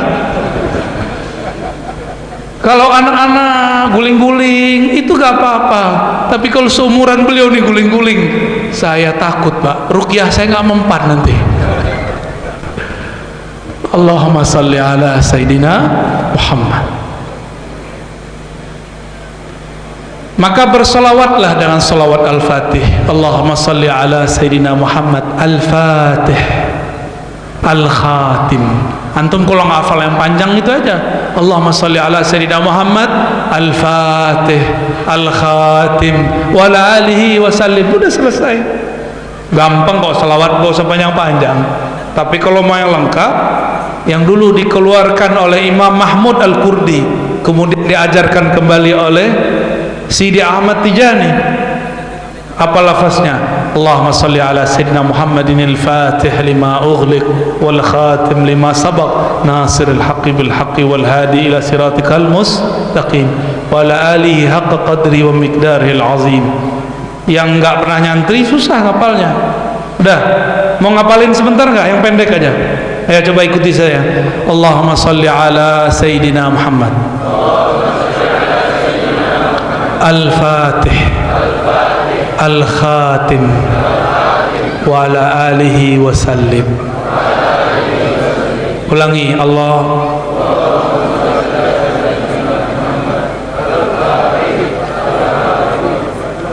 wa ala alihi wa sallim.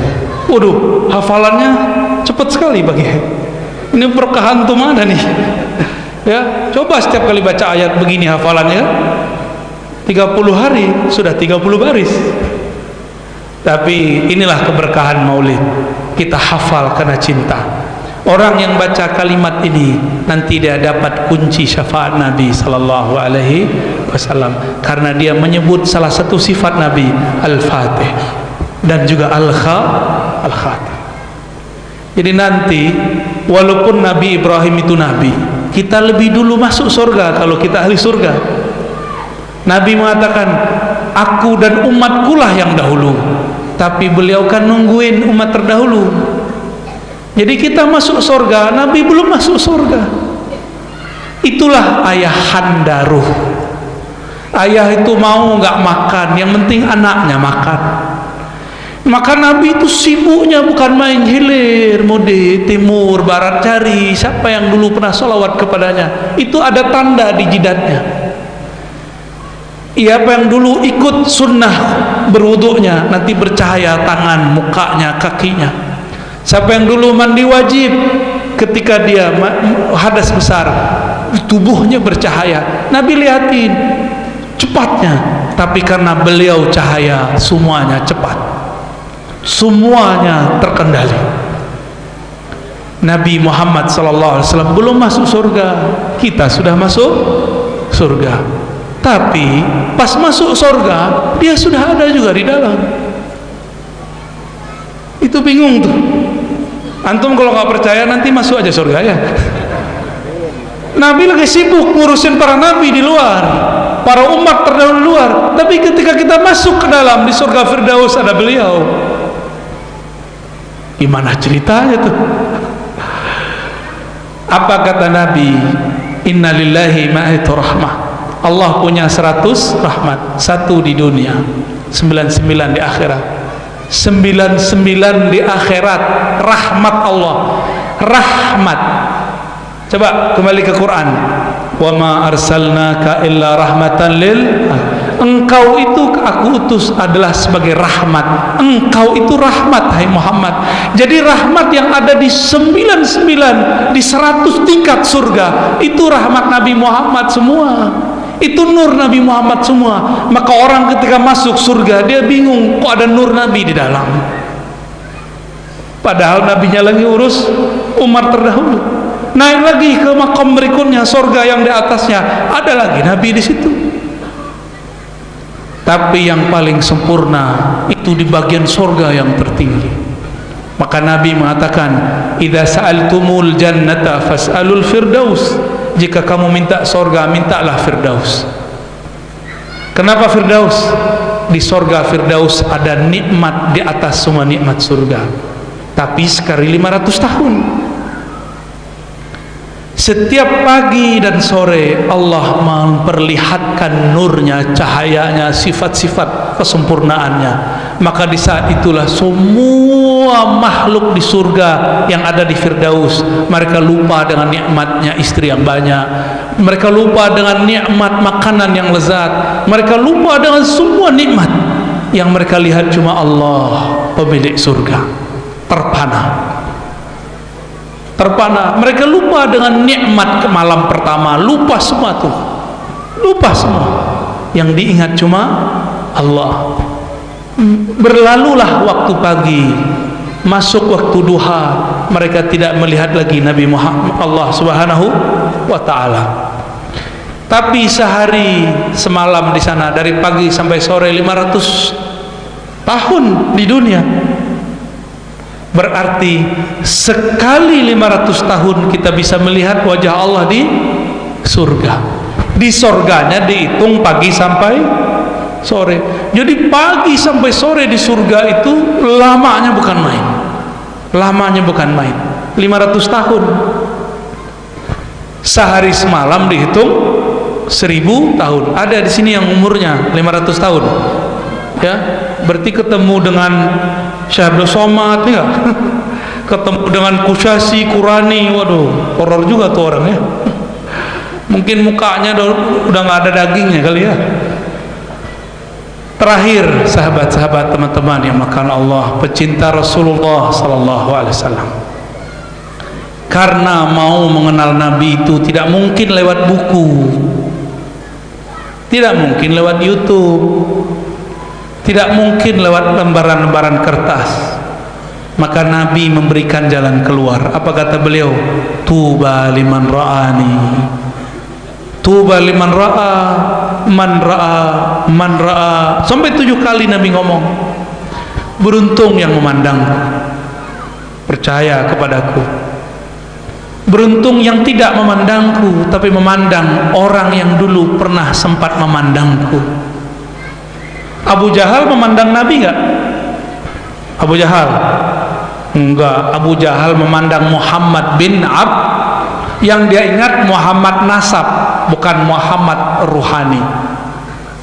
Jadi kalau antum nih lihat, biasanya pesantren itu rame, orang luar yang isi.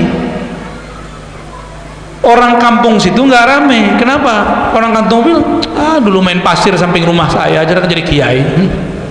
Nggak percaya dia kalau orang itu bisa berubah. Dulu tawuran sama anak saya gitu. Susah diterima ya. Makanya kita kalau naruh anak itu biasanya jauh-jauh, karena kita kurang percaya sama orang yang dulu mungkin maling rambutan kita, sekarang jadi ulama. Karena kita tidak memandang Nabi secara fisik dan rohani, maka pandanglah orang yang ketemu Nabi. Siapa? Sahabat? Sahabat Nabi ada nggak sekarang? Nggak ada. Terus gimana? Cari murid sahabat Nabi, tabiin. Ada murid tabiin? Nggak ada. Maka caranya gimana?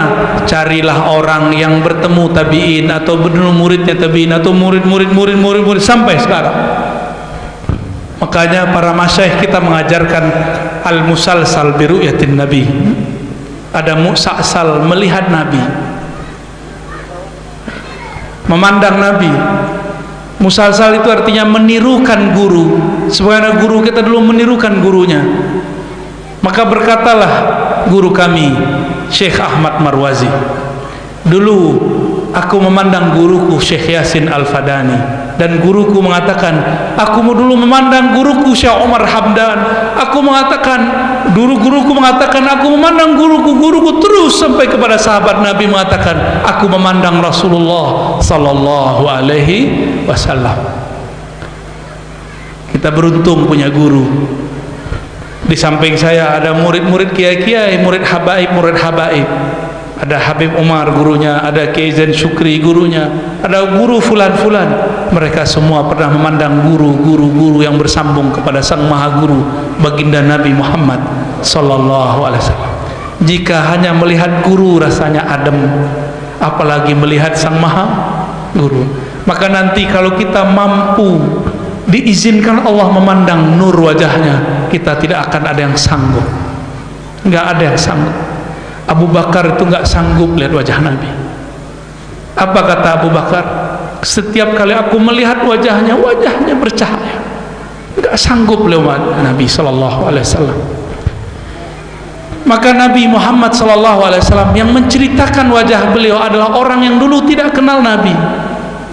Si perempuan yang dulu di tengah perjalanan hijrah dari Mekah ke Madinah, Nabi mengatakan, wahai perempuan, wahai ibunda, izinkan kami memerah susu dari kambing yang kurus itu. Kata si ibu-ibu, ambil aja, kurus, gak penting. Terus dia liatin, kok diperah, air susunya keluar, tambah banyak, tidak ada habis. Dia liatin siapa yang memerah susu, dia liatin siapa yang meminum susu. Disitulah dia bisa cerita. Cerita itu ditulis oleh Imam Tirmizi, murid Imam Bukhari. Judulnya Asy-Syama'il An-Nabawi, Syama'il Nabi sallallahu alaihi wasallam, Syama'ilun Nabi, cerita fisik Nabi. Perempuan ini sumbernya. Inilah untungnya dulu ada perempuan gak kenal Nabi. Jadi orang gak kenal Nabi pun jadi rahmat. Kenapa? Karena berkah dia kita bisa kira-kira membayangkan Nabi sallallahu alaihi wasallam. Nabi boleh dibayangkan, yang nggak boleh dibayangkan Allah. Ada sahabat pulang dari Syam, pulang dari negeri Syam. Ketika sampai di Madinah, dia langsung sujud. Nabi kemudian buru-buru mau mengambil tangan orang ini, mengangkat kepalanya. Apa-apaan ente? Jangan sujud kepada manusia. Kalau manusia boleh sujud ke manusia, istrilah yang harus sujud ke suami. Nih hati-hati nih istri-istri nih. Boleh galak sama suami, tapi respect dan cinta harus juga tinggi kepada suami ya. Ini korban-korban dibentak istri nih kayaknya. Apalagi ini udah jam segini nggak pulang-pulang juga mas, nggak pulang-pulang juga nih. Bener ya, istiqomah dibentak nak istri. Ya itu istrinya lagi kangen. Jangan dibentak balik, bilang aja tunggu sayang. Ya, Nabi Muhammad sallallahu alaihi wasallam angkat kepala dia. Engkau tidak boleh sujud kepadaku.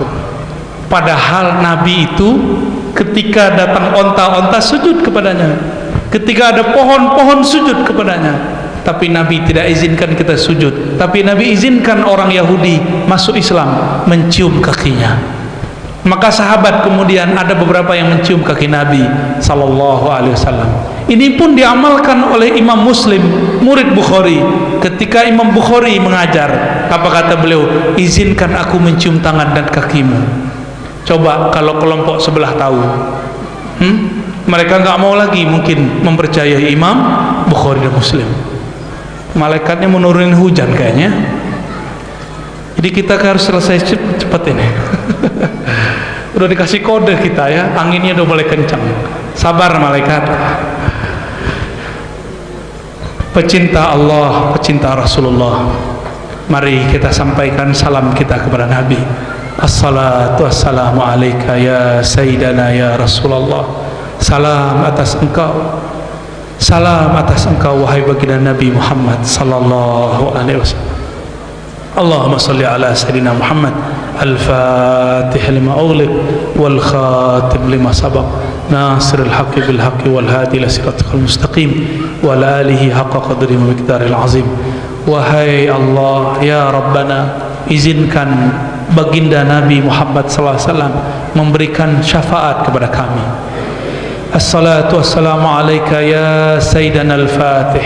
Salam atas engkau wahai pemilik kunci-kunci syafaat, pemilik kunci-kunci surga. Izinkan kami mendapatkan syafaat uzmamu, syafaat agungmu.